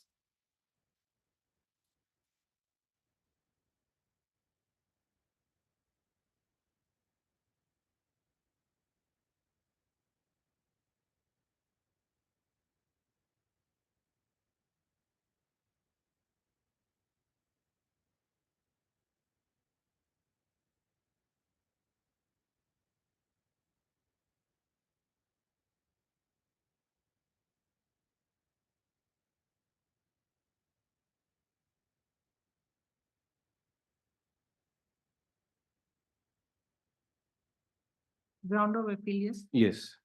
I'll start from the second ground.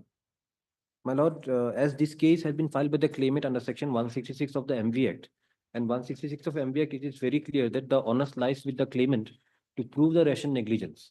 And there are certain of decisions by the apex court as well as by this honorable court also, that without the ration negligence is being proved,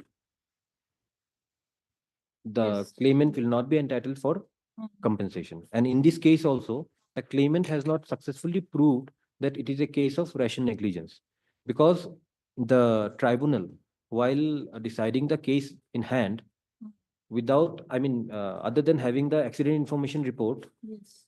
the learned tribunal did not have any materialistic evidence, any substantial proof Yes. to decide or Relating prove to that ration negligence. yes, even the IO of the case has not been examined, and this honorable court as well as the apex court has said that the author of the document has to be examined, and the tribunal should be vigilant enough to come to a conclusion, because the tribunal cannot be a silent spectator, my lord.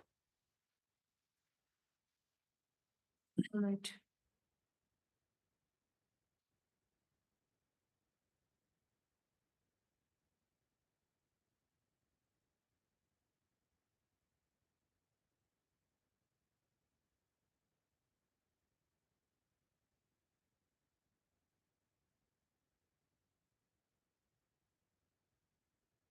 Then, my lord, my ground number 3 is that as per the accident information report issued by the Traffic Control Gitanagar PS District Kamrup Metro, white GD number 68 dated 4/3/2019, issued on 2/4/2019, the cause of the accident could not have been ascertained. The accident information report says that the case is under investigation, my lord.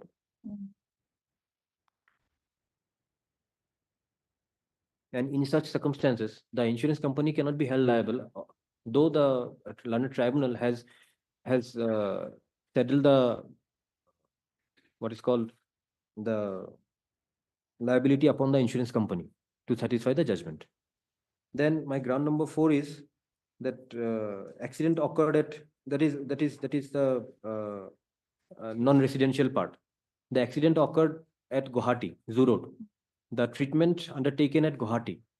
Her service is at Gauhati, but then she has filed the claim at Mokchung without any residential proof. Okay. Then, my lord,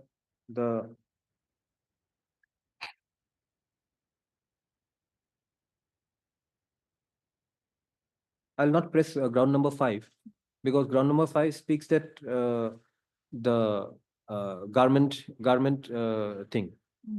So it is clear from the my lady's file that in the claim petition she stated that she is a wildlife assistant, but in my file it is a garment lady. So I'm not pressing ground number 5. Then I'm coming to ground number 6. She has stated that she has undergone 10% permanent physical disability as per the disability certificate.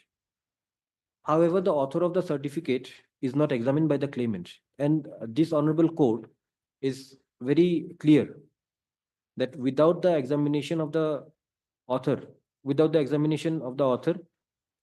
it cannot be concluded that the claimant has undergone such and such percentage of disability.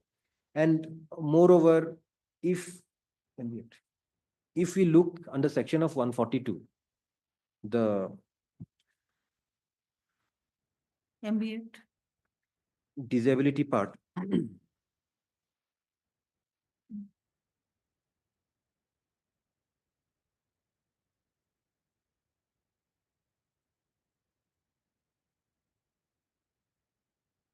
section 142, my lord.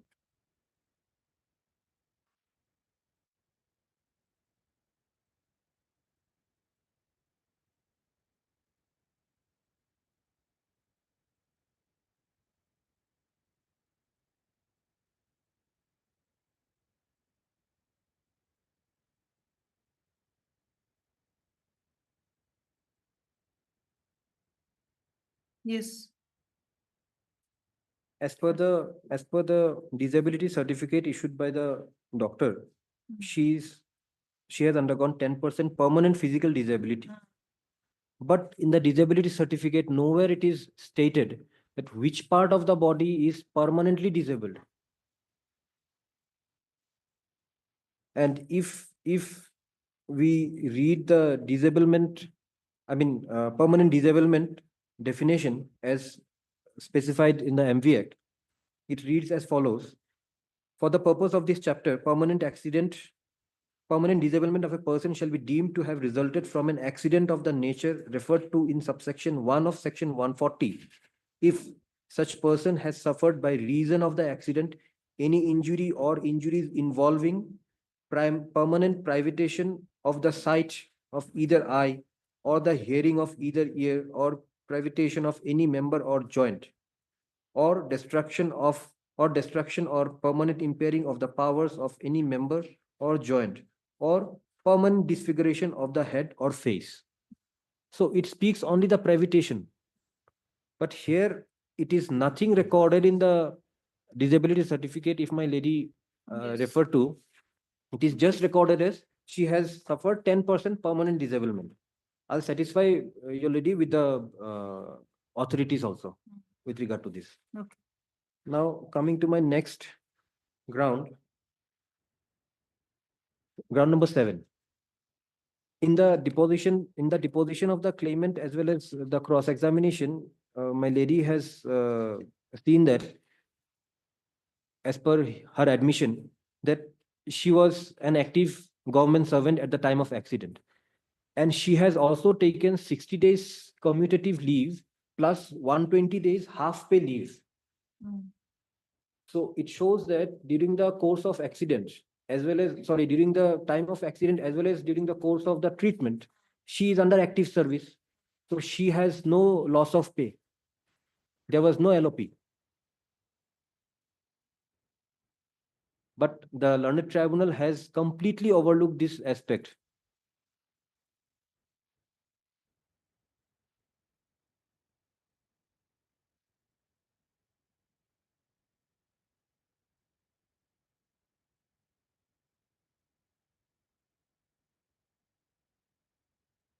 Okay. So no loss of income according to you? No, because her statement proves that. She has admitted in the deposition as well as in the cross itself. There is no loss of pay. Then, my lord, ground number 8 is the tribunal. The tribunal, before coming to a conclusion that the cause of accident was rash and negligent riding of the two-wheeler, he did not have a conclusive evidence other than the accident information report. And if we consider the accident information report says nothing about the cause of the accident. It only says that the case is under investigation. At para number at serial number 10, I believe, of the accident information report.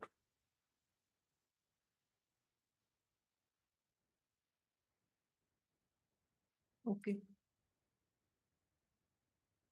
And the next ground is that the claimant did not examine the IO of the case to come to a conclusion as to whose fault the accident occurred. She said that in her deposition that she was standing on the zebra line of the road, and the two-wheeler has covered the whole road. So now, my lord, how can a two-wheeler cover the whole of the road and just come and dash the pedestrian?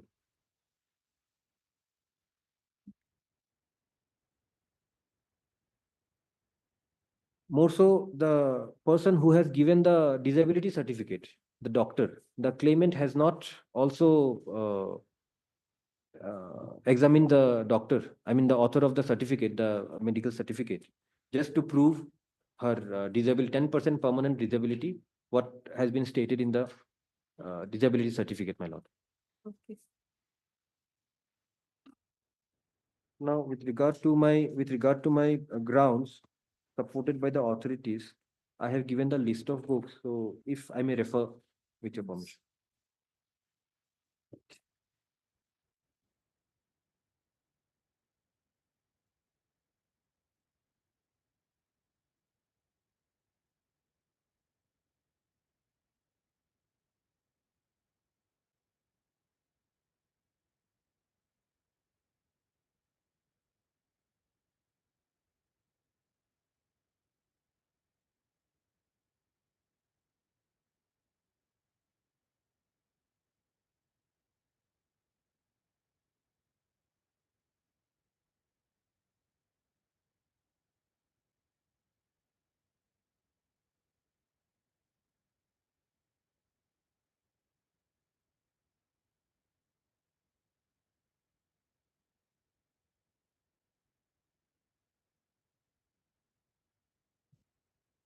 Your Honor, my lord, it is 2001 1 GLT.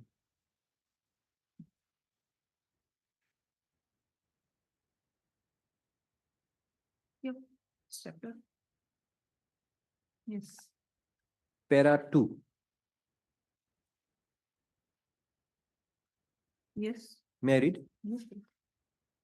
The whole contention of the appellant is that the learned tribunal arrived at a conclusion that the claimant suffered permanent disability without examining the doctor. Since the claimant sustained injury, it was incumbent on the part of the claimant to have examined the doctor and established its case as to what percentage of permanent disabilities was suffered by the claimant. It would clearly appear that besides submitting a certificate from the doctor, no doctor who has treated the claimant have been examined by the claimant. Non-examination of the doctor to establish the extent of disability suffered by the claimant deny the opportunity to the insurance company to cross-examine the doctor. In our jurisprudence, witnesses put up by either of the parties is subject to cross-examination so as to test the veracity or the truthfulness or correctness of the statement of the witnesses. In the instant case, no doctor has been examined to establish the extent of disabilities suffered by the claimant, and in that view, the permanent disability has not been proved. Apart from that, the tribunal saddled the liability upon with the insurance company on the compensation assessed on the basis of permanent disability suffered by the claimant without giving any opportunity of cross-examination to the doctor. Next paragraph. In the result, the impugned judgment and award dated so-and-so passed by the tribunal in MSC case number so-and-so is hereby set aside. Case is remanded to the tribunal to start the proceeding afresh from the stage of examination of the doctor. Needless to say that the insurance company would be entitled to cross-examine the doctor. With the aforesaid direction, the appeal is disposed of. Insurance company is allowed to withdraw the statutory deposit. It's okay. Yes. Now, my lord, the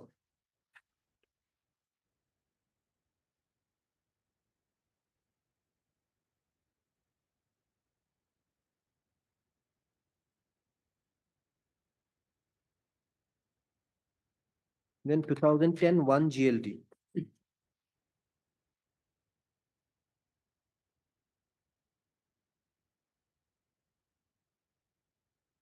Can you download all this from the, you have it in the, soft copy, yeah, yeah.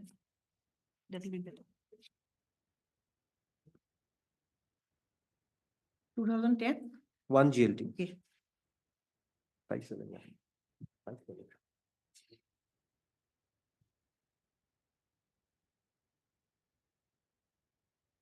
Yes, Yes, paragraph number 4. yes. This is also with respect to the non-examination of the doctor.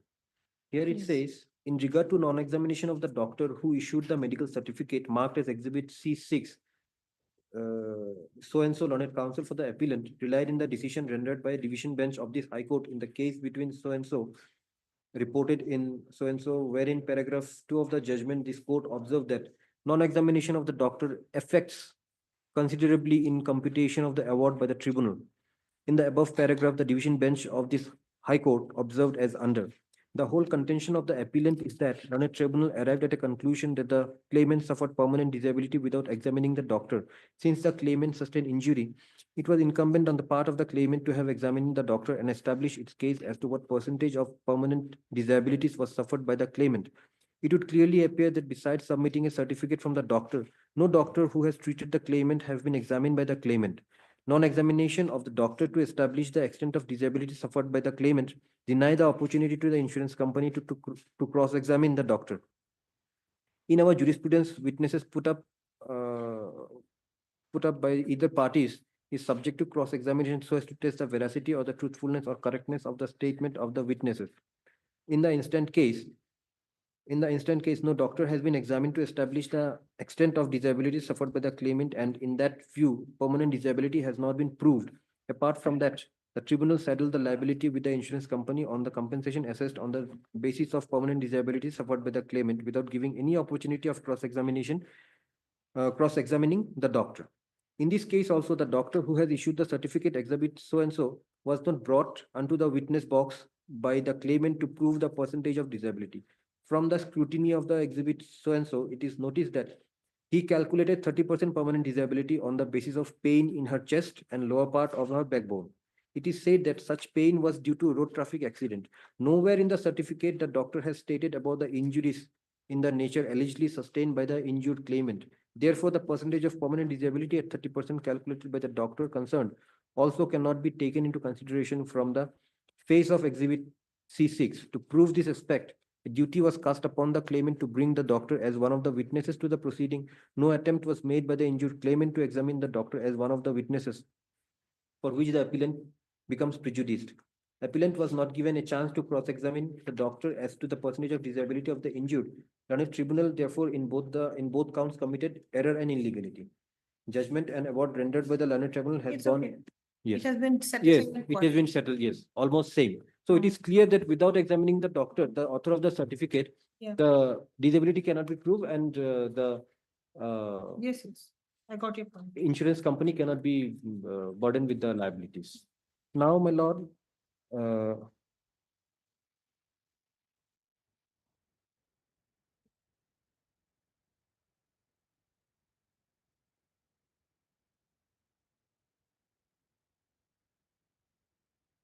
this is also same, the 2010 2 GLT, it is also same with respect to that. Doctor, Doctor, I mean It's okay. not only already doctor, have two the author of the judgments. certificate who has not been examined. Same, it's a doctor. Yeah, doctor as or well as, Medical board. yes, doctor as well as the IO also, because IO has given his what is called certificate that the case is of ration negligence, but he has not brought before the witness box. Doctor and IO also.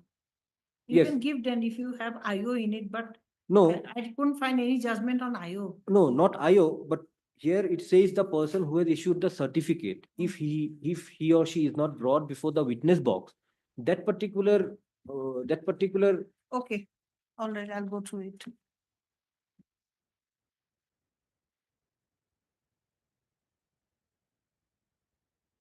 Two thousand ten to GLT 176. yes, Paragraph. paragraph, my lord, 10, 11, 15.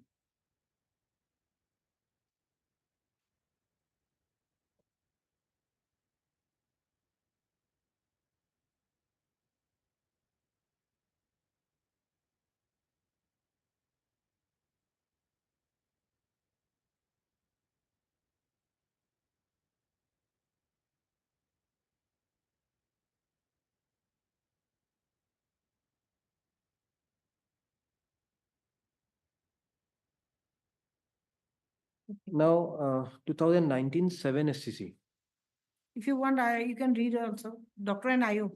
No, that is not doctor and IO. What I mean to say is these judgments, it speaks that a Okay. person who has given the certificate, Okay. if he or she is not brought before the witness box, those particular Okay. uh, certificates Hmm. will not be considered as a evidence. The author of the certificate has to be examined to consider that part as a evidence.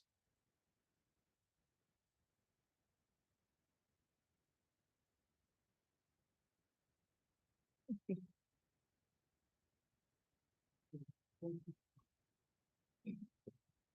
Yes.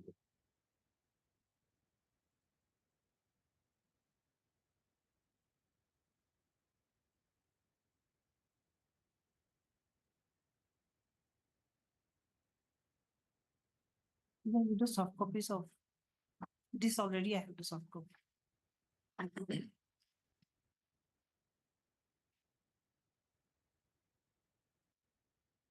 Here in this judgment which I have just given, here it has discussed about the injury cases, how the tribunal has to proceed with regard to the either permanent or temporary disablement. So before that, I would like to point out something in 2019 judgment, 2019 7. 2019 7 is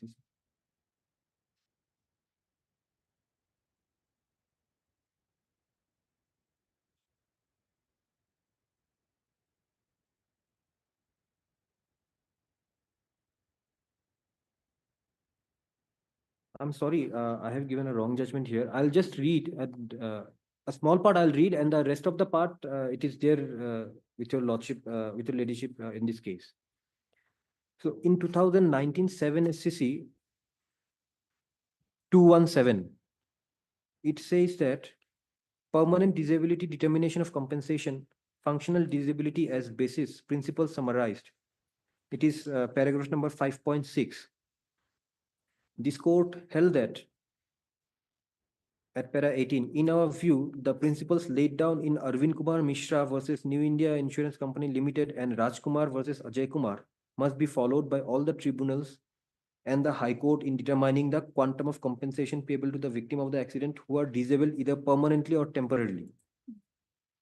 So now, I'll just, for your ladyship convenience, I'll just read it from the soft copy. It starts from paragraph number 6. Yes. Page Paragraph number, 6, yes. page 3, para 6. Disability refers to any restriction or lack of ability to perform an activity in the manner considered normal for a human being, Permanent disability refers to the residuary incapacity or loss of use of some part of the body found existing at the end of the period of treatment and recuperation after achieving the maximum bodily improvement or recovery which is likely to remain for the remainder life of the injured. Temporary disability refers to the incapacity or loss of use of some part of the body on account of the injury, which will cease to exist at the end of the period of the treatment and recuperation. Permanent disability can be either partial or total. Partial permanent disability refers to a person's inability to perform all the duties and bodily functions that he could perform before the accident, though he is able to perform some of them and is still able to engage in some gainful activity. Total permanent disability refers to a person's inability to perform any vocation or employment-related activities as a result of the accident. The permanent disability that may arise from the accident injuries are of a much wider range when compared to the physical disabilities which are enumerated in the person with disabilities. But if any of the disabilities enumerated in Section 2(1) of the Disabilities Act are the result of the injuries sustained in a motor accident, they can be permanent disabilities for the purpose of claiming compensation. Paragraph 7. Percentage of the permanent disability is expressed by the doctor with reference to the whole body or more often than not with reference to a particular limb. When a disability certificate states that the injured has suffered permanent disability to an extent of 45% of the lower limb, it is not the same as 45% permanent disability with reference to the whole body. Yes, yes, I understand. Yes. I've gone through the judgment. Yes. So here in the case at hand, nowhere in the disability certificate it is stated as to which part of the body is 10% disabled. Just simply stated only 10% physical disability.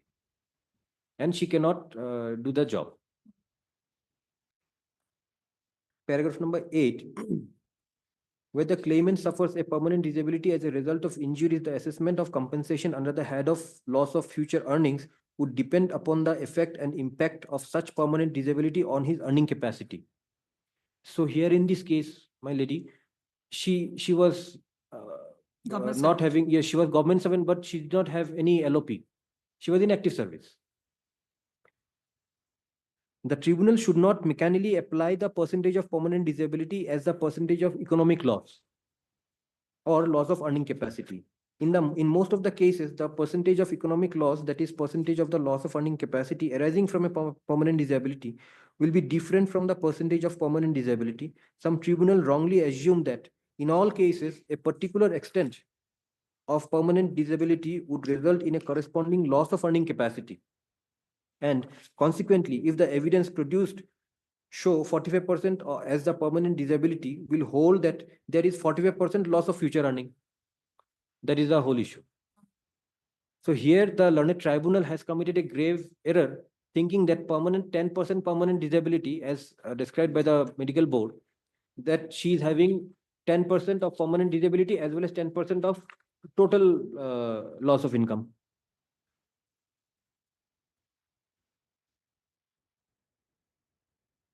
Then in most of the cases, equating the extent of loss of earning capacity to the extent of permanent will result in award of either too low or too high a compensation. What requires to be assessed by the tribunal is that effect of permanently disability on the earning capacity of the injured, and after assessing the loss of earning capacity in terms of a percentage of the income, it has to be quantified in terms of money to arrive at the future loss of earning. We may, however, note that in some cases on appreciation of evidence and assessment, the tribunal may find that percentage of loss of earning capacity as a result of the permanent disability is approximately the same as the percentage of permanent disability, in which case, of course, the tribunal will adopt the said percentage for determination of compensation. Therefore, next paragraph, the tribunal has to first decide whether there is any permanent disability, and if so, the extent of such permanent disability. This means that a tribunal should consider and decide with reference to the evidence whether the disablement is permanent or temporary. If the disablement is permanent, whether it is permanent total disablement or permanent partial disablement. If the disablement percentage is expressed with reference to any specific limb, then the effect of such disablement of the limb on the functioning of the entire body, that is the permanent disability suffered by the person. If the tribunal concludes that there is no permanent disability, then there is no question of proceeding further. Yes. Then how the earning capacity involves the disability, it is also discussed here, my lady. May I read? Yes. Yes, the next paragraph, paragraph 10. Ascertainment of the effect of permanent disability on the actual earning capacity involves any kind of livelihood, or whether in spite of the permanent disability, the claimant could effectively carry on activities and functions which he was earlier carrying on. Whether he was prevented or restricted from discharging his previous activities and functions, but could carry on some other or lesser scale of activities and functions so that he continues to earn or can continue to earn his livelihood. For example, if the left hand of a claimant is amputed, the permanent physical or functional disablement may be assessed at around 60%. If the claimant was a driver or a carpenter, actual loss of earning capacity may virtually be 100%. If he is neither able to drive or do carpentry, on the other hand, if the claimant was a clerk in a government service, the loss of his left hand may not result in the loss of employment. I have read this judgment. Yes. I remember. But I don't remember everything, each and every Okay. point. But I Okay. remember I have read this judgment, how to Okay. calculate permanent Yes. disability. And another thing, my lady, in the judgment, my lady, I'll In the trial court judgment? yes.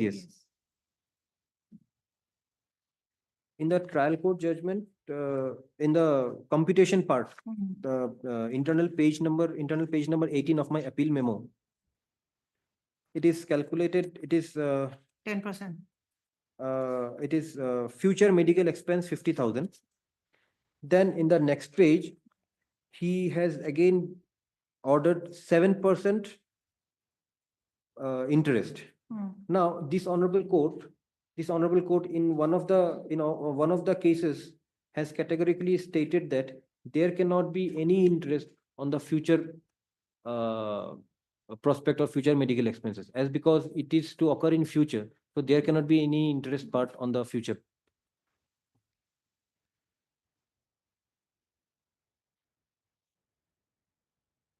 Is this paragraph what of the judgment? Yes, paragraph 19. Okay, paragraph 19 of, Yes. no, of the, this lower court judgment? Okay, lower court judgment, page number. Issue number 5. Yes, issue number 5. The copy of the judgment I have supplied, my lady.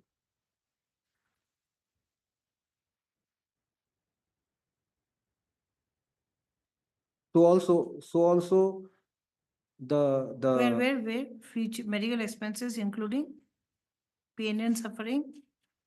Which one? Interest, the fifth one, future medical expense 50,000. interest is added. Yes, 7%. And as per this honorable court, there cannot be any interest on the future medical expense or future prospect, the case may be. And if my lady may look into at serial number 8 of the computation, she was also given the 75,000 for the half pay leave she got from her office. She was in active service, so this part is not required for her. She got the salary, half pay salary from her office itself. See, half pay is, she's not getting the full pay. Yes. Earned leave, she'll get full pay. Yeah. Half pay, she'll Yes. not get full pay. No, not full pay. Half of the salary, I said. Yes. Her salary was 45,000 something as per her deposition. So half she got, because in the deposition as well as cross examination of the claimant, she has admitted that she was in active service. She has applied for 60 days commutative leave and 120 days half pay leave. Correct. So for that part, she was not having any loss of pay. She was in active service. Yes. There will be no That- loss of. Yes, there will not be any loss of pay, my lord. This is para 19 of the judgment, no? Yes, para 19 of the judgment, my lord. It is very clear. And this recent judgment which I have supplied, it also speaks another thing, that the rate of interest will be applicable from the date of the evidence and not from the date of filing claim petition. But here in this case, it is stated in the order, it has to be calculated from the date of filing of the claim petition. para 19 is very clear. If I may read. Therefore, the award now stands enhanced by a further sum of rupees so and so to a total amount of so and so. The interest of the award is maintained at 6% per annum from the date of filing evidence. Although the claim petition was filed on so and so, but the evidence on affidavit was filed only on 9/8/2011. Therefore, respondent number 2 and the respondent number 4 are liable to pay interest from the date of filing evidence, and not from the date of filing claim petition. That's all. Yes. 5 minutes, will you be able to cover in 5 minutes? Your Lordship, only with regard to the main issue, that is jurisdiction. Jurisdiction. yeah. Yes, section 166 is very clear that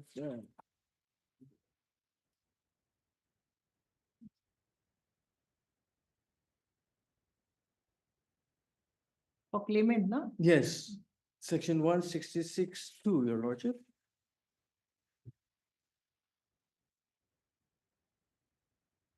If I may read.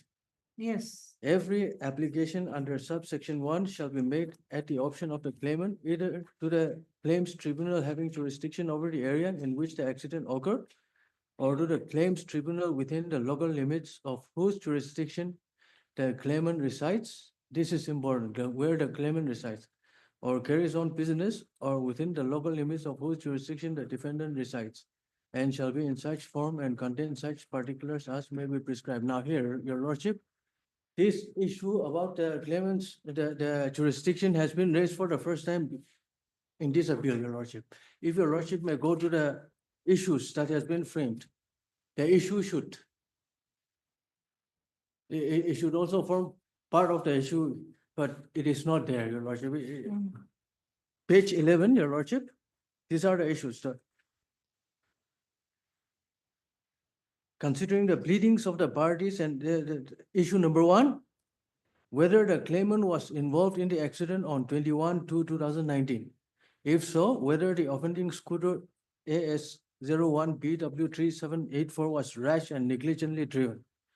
Issue number 2, whether the offending scooter was having requisite documents and effective driving license at the time of accident. Issue number 3, whether the claimant suffered permanent disability and to what extent.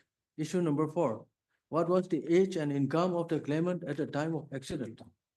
Issue number 5, whether the claimant is entitled for compensation, if so, to what extent and payable by whom. So these are the only issues. Yes. No issue regarding the jurisdiction. That means they have given up the issue regarding the jurisdiction.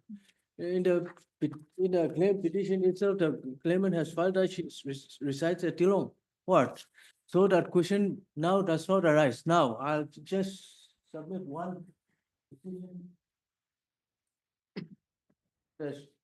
This is a High Court decision, but still then, here the Supreme Court decisions have been discussed. This is, yes, High Court of Karnataka at Bangalore.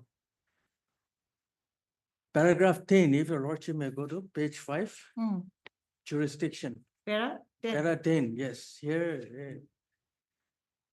Para 10 talks about the section, the subsection, has quoted the subsection. Now, from para 11 onwards, if I may read, Your Lordship. Yes. Learned counsel for the ABSRTC has argued upon the facts that the accident was occurred on 17/12/2008 at Puttaparthi, Andhra Pradesh state. The claimant was working as a headmaster at Puttaparthi and he was a resident of Puttaparthi. The ABSRTC bus is carrying on its duties at Andhra Pradesh state. Therefore, on these 3 facts, it is argued that the MSCD Bengaluru is not having territorial jurisdiction. But the claim petition can be filed by the claimant as per the parameter of subsection 2 of section 166 of MV Act. The place of residence in which the claimant is residing prior to filing of claim petition means that the claimant is an ordinary resident at that place. In the affidavit evidence, the claimant has given address of Puttaparthi, but after the accident, the claimant started to reside along with his son. NC 2023 so-and-so at Bengaluru, since his son is working at Bengaluru, that territorial jurisdiction is a technical aspect.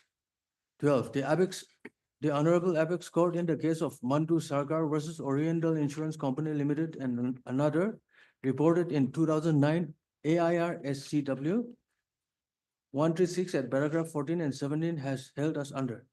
14, no doubt the tribunal must exercise jurisdiction having regard to the ingredients laid down under subsection 2 of section 166 of the Act. We are not unmindful of the fact that in terms of section 169 of the Act, the tribunal subject to any rules may follow a summary procedure and the provisions of the Code of Civil Procedure under the Act has a limited application. But in terms of the rules, save and accept any specific provision made in that behalf, the provisions of the Code of Civil Procedure would apply. Even otherwise, the principles laid down in the Code of Civil Procedure may be held to be applicable in a case of this nature. The tribunal is a court subordinate to the High Court and appeal against the tribunal lies before the High Court.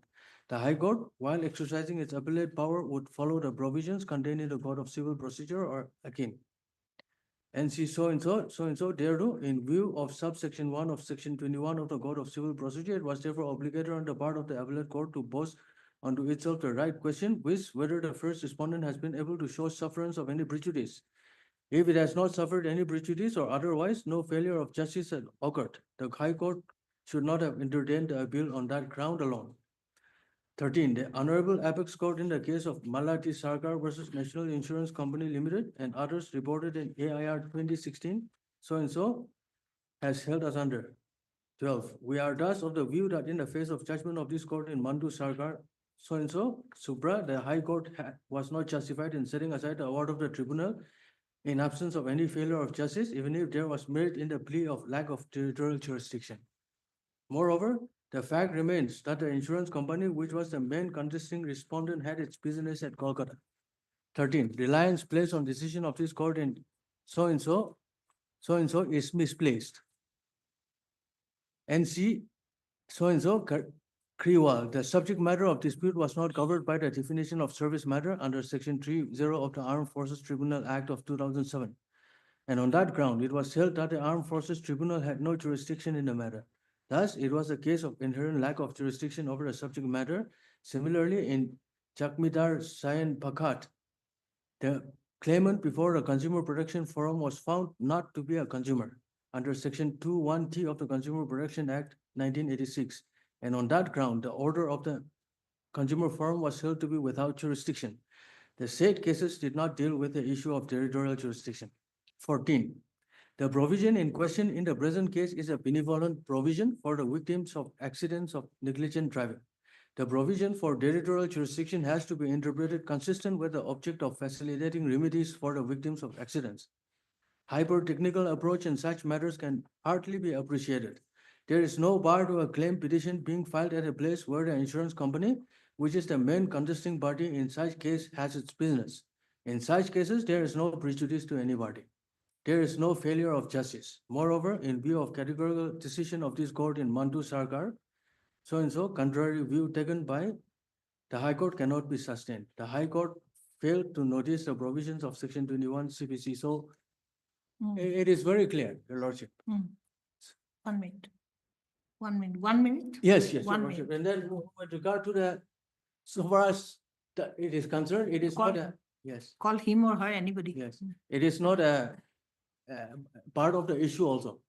So the question of taking that up also does not arise at this stage and when it was not an issue in the lower court, tribunal, Your Lordship. Now, with regard to the negligent driving, Your Lordship, I'll take Your Lordship to page 13 of the appeal memo where the judgment is.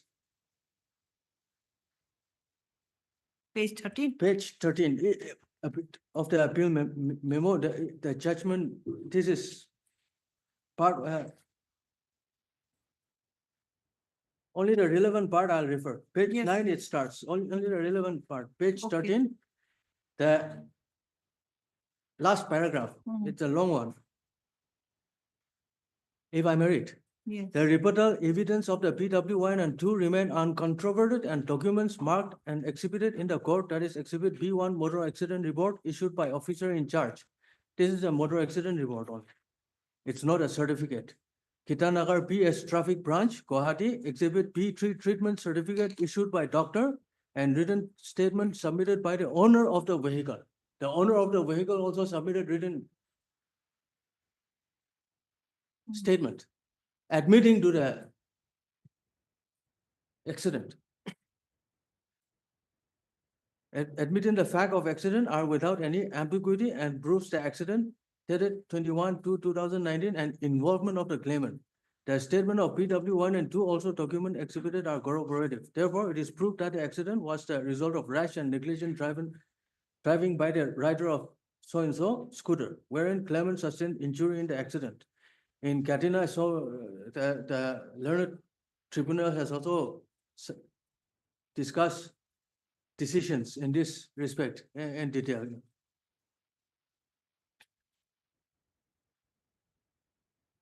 The Honorable High Court, by following the decision of Parameshwar Subra and Macabru so-and-so, held that non-examination of IO of the case is not fatal for deciding MSC case. Similarly, by following the Parameshwari Subra and Macabru number so-and-so, the Cholamandalam versus General Insurance Company Limited versus Shri Piki Hussain and others decided on 28/11/9 by Serdo J in para 5 held non-examination of the IO of the case is not fatal while deciding the MAC case. In NKV Bros Limited so-and-so, wherein Honorable Supreme Court held that accident claims tribunal must take a special care that innocent victims do not suffer and drivers and owners do not escape liability merely because of some doubt here or some obscurity there. Save in plain cases, culpability must be inferred from the circumstances where it is fairly reasonable. The court should not succumb to niceties, technicalities, and mystic maybes. In Union of India versus and others versus Saraswati Devnath. So-and-so para 6, the Honorable Court held the law is settled that in a claim under MP Act, the evidence should not be scrutinized in a manner as is done in civil suit or a criminal case. In a civil case, the rule preponderance of probability, and in criminal case, the rule is proved beyond reasonable doubt. It is necessary to consider these niceties in a manner of accident case in as much as it is summary inquiry. If there is some evidence to arrive at a finding, no nicety, doubt, or suspicion should weigh with tribunal in deciding motor accident case. Therefore, issue number 1 is decided in the affirmative. So, Your Lordship, so far as only on those 2 aspects, with regard to the jurisdiction, it is not a ground, it cannot be taken up at this stage. Secondly, with regard to rash and negligent driving, even the owner of the vehicle has submitted that the accident happened because of his fault. Okay. So that issues. And so far as the decisions cited are concerned, these are matters of law. I cannot argue against that. Okay. Heard learned counsel, Mr. Item number 16. 16. Heard learned counsel, Mr. He did not Yes, madam. for the claimant or for the Appellant. appellant. Learned counsel, Mr. Tongpok Pongener. Dongpok Pongena for the insured respondent. Respondent claimant, that is respondent 1. Yes, reserved for judgment and order. Your Lordship. Yes.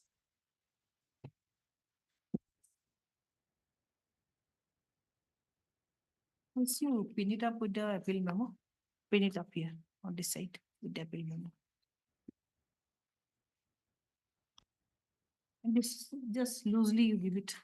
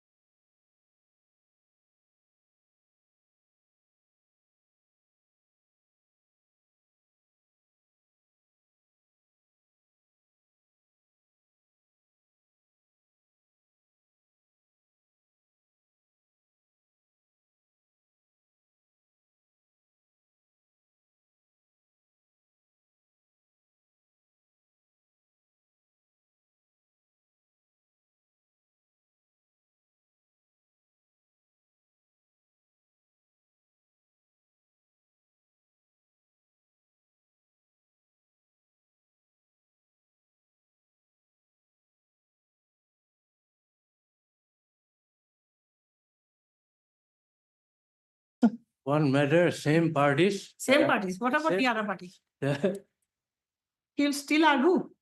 He's not tired. is not. He comes all the way from Dimapur, so once in a while, when all the matters are listed, we have agreed to take it up today also. He'll place his argument now. Yes, yes, Again, yes. he's not tired. I'm tired hearing him. For hearing, item number 18.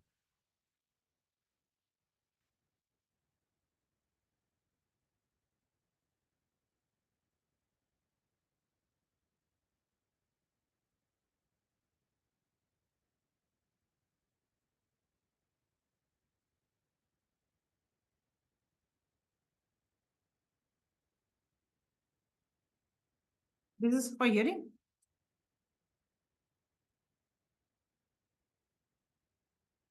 We'll call the steno later because he will 1 hour he will argue, I think.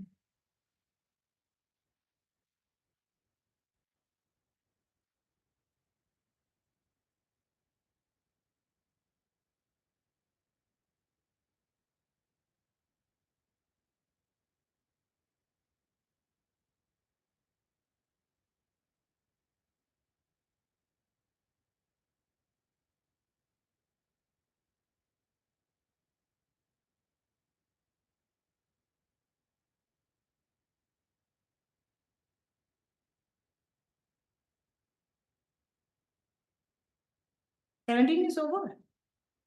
Yes, petition. Huh? 17 is over, no?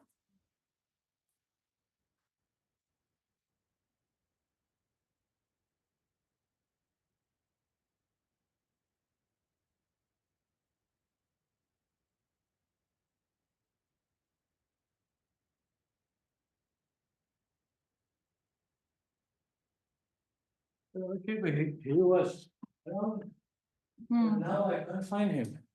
It's okay. There's 1 minute still Yeah. left.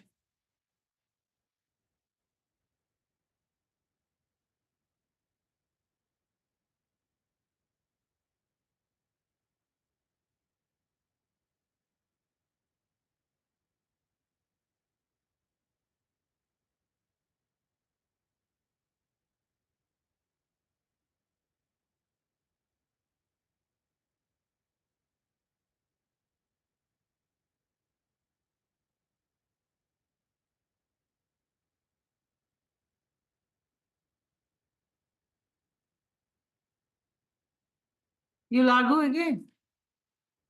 You're not tired? No, Not tired. no, I'm sorry. I was in the library. I was All searching. pumped up. Okay, we can start. Uh,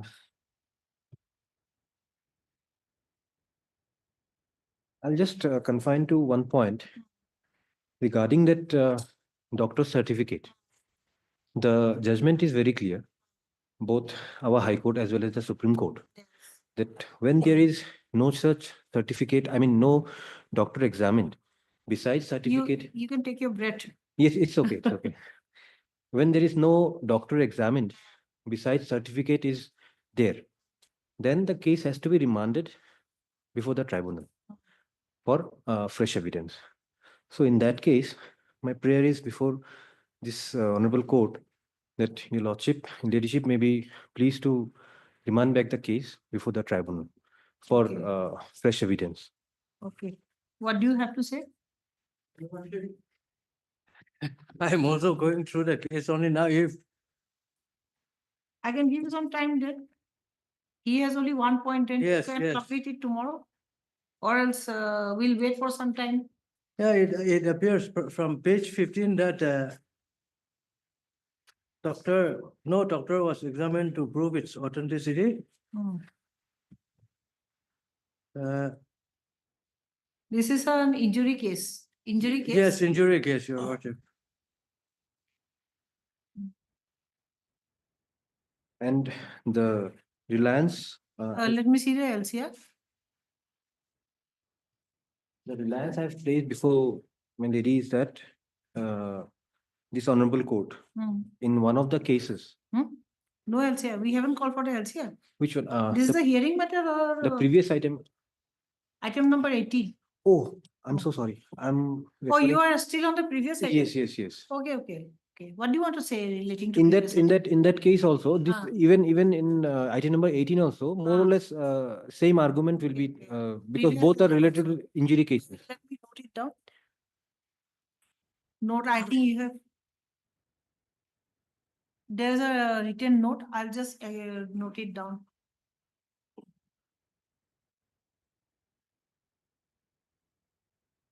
Yes, what about this? This case can be remanded back for. Yes. In reply. Yes, yes, yes. The previous one. The previous one, even for item number 18 also, my lady, the same thing, because But you have a doctor's certificate here. where? We have a doctor's certificate, but doctor was not examined. Yes, in the previous case also, we have doctor certificate, certificate was but no there. doctor was examined. Doctor was not Yes. examined. So the Honorable High Court, our Honorable High Court, as well as the Honorable Apex Court, has made it clear that though there is certificate, but the doctor has to be examined categorically. Unless until a doctor is examined, the tribunal cannot come to a conclusion that yes, there is 10%, 45% disability, and can come to a conclusion with regard to the disability and compute the loss of earning capacity. So on that point only, our Honorable High Court has remanded the case to the Yes, let us tribunal. see. It is, I have given this 2001, 1 SCC, 2001, one, sorry, 2001, 1 GLT 393. 1 GLT 393. Yes. You give me soft copies of all these books. Hmm. Yes, let me see.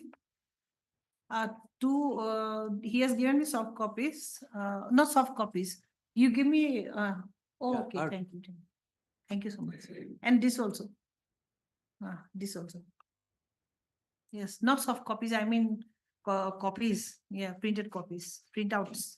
Just to cut short, my lady, I'll take my lady to paragraph number 3 of the judgment at page number 394. Page number 394. Yes, paragraph number 3. Paragraph 3. The paragraph number 2 is that. You read it out. Yes, I have read it out earlier. So it states that in the result of the impugned judgment and award dated so and so passed by the learned tribunal in You read MSC. it, read out this paragraph also. I remember. Yes, You have para read it 2 and 3 I have read at Yeah. in case number 16, item number 16. So here, as no doctor was examined, but doctor's certificate was produced by the claimant, in that very ground, our Honorable High Court has remanded the case to the tribunal for fresh evidence. Is hereby set aside, the case is remanded to the tribunal to start the Yes. proceeding afresh from the stage of evidence.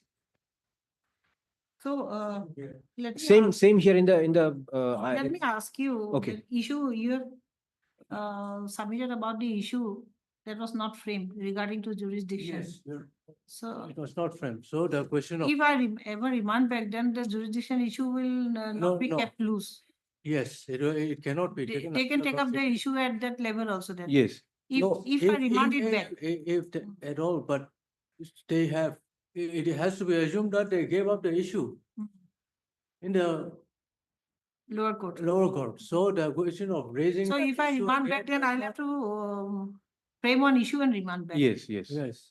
Otherwise, also in case number, item number 16, in my written statement, it is categorically, specifically described that I have objected on the ground of jurisdiction, and to frame issues, to take up the issues or not to take up the issues, it is completely with the tribunal. Court may accept, court may not accept. So it is a clear picture, my lord, that the accident took place in Gauhati. The claimant has admitted that she has a permanent job, government job in Gauhati on record. On record, she has the full treatment at Dispur Hospital. Then only for filing of the case, she has gone to Mokchung. It has to be questioned. And if they can very well prove that they have, she has the residence in Mokchung, then we'll pay it, if we are liable to pay.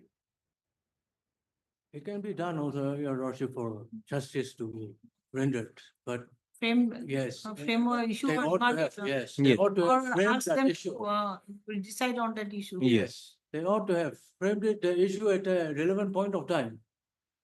My lady may frame the issues and may remand it back to the tribunal for. Because this must not be left hanging. Yes. If I remand, Yes. if I chose to remand the case. Yes, yes. If I It is choose to purely- remand the case on merits, then I'll. Yes, it is purely Decide on. merits, then I'll decide it. Yes, without yes. remanding. Yes, And yes. if I chose to remand the case, then I'll frame an issue and then. Your Yes, Lordship, it is- that may be done. Yes, that may be done. In the interest of justice, it is, I have no objection. Okay.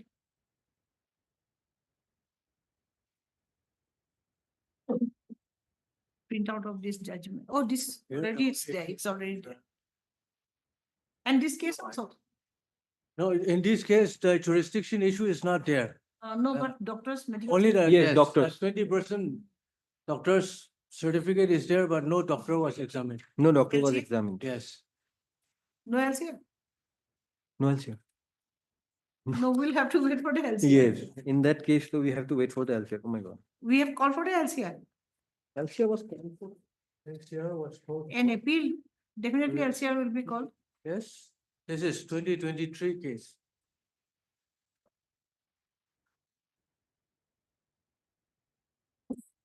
There's no note, office note relating to LCR, by the way. In that case, my lady, LCR has to be called for. Take a. Otherwise, issue number 3 is very clear. Sorry? It's very clear in issue number 3 that no doctor was examined.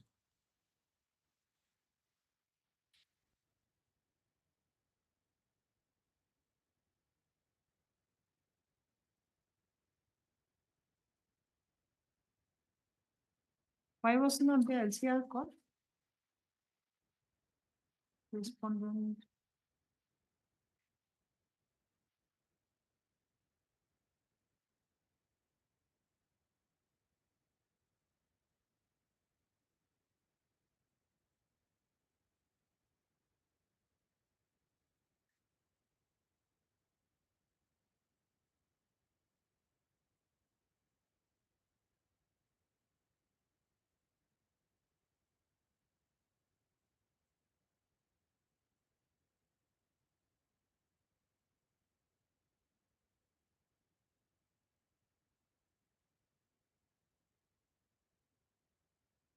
Actually, no LCR was called.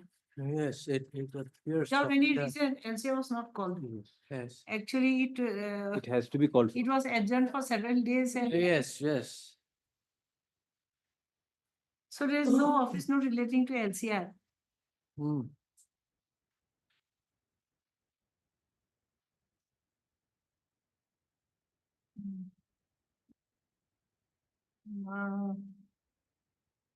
Call for the trial court records, list the matter on. A2 Likhasan, Learned Counsel Mr. V. Devnath is present. And Learned Counsel Mr. Tompok Pojana Yes, Commander. is present for the respondent. Call for the trial court records, list the matter on after 4 weeks. 3 weeks. 3 weeks. After Your 3 weeks, Lordship. list the matter after 3 weeks. Abla- Okay, Right. hope I won't forget your names. Yes, yes.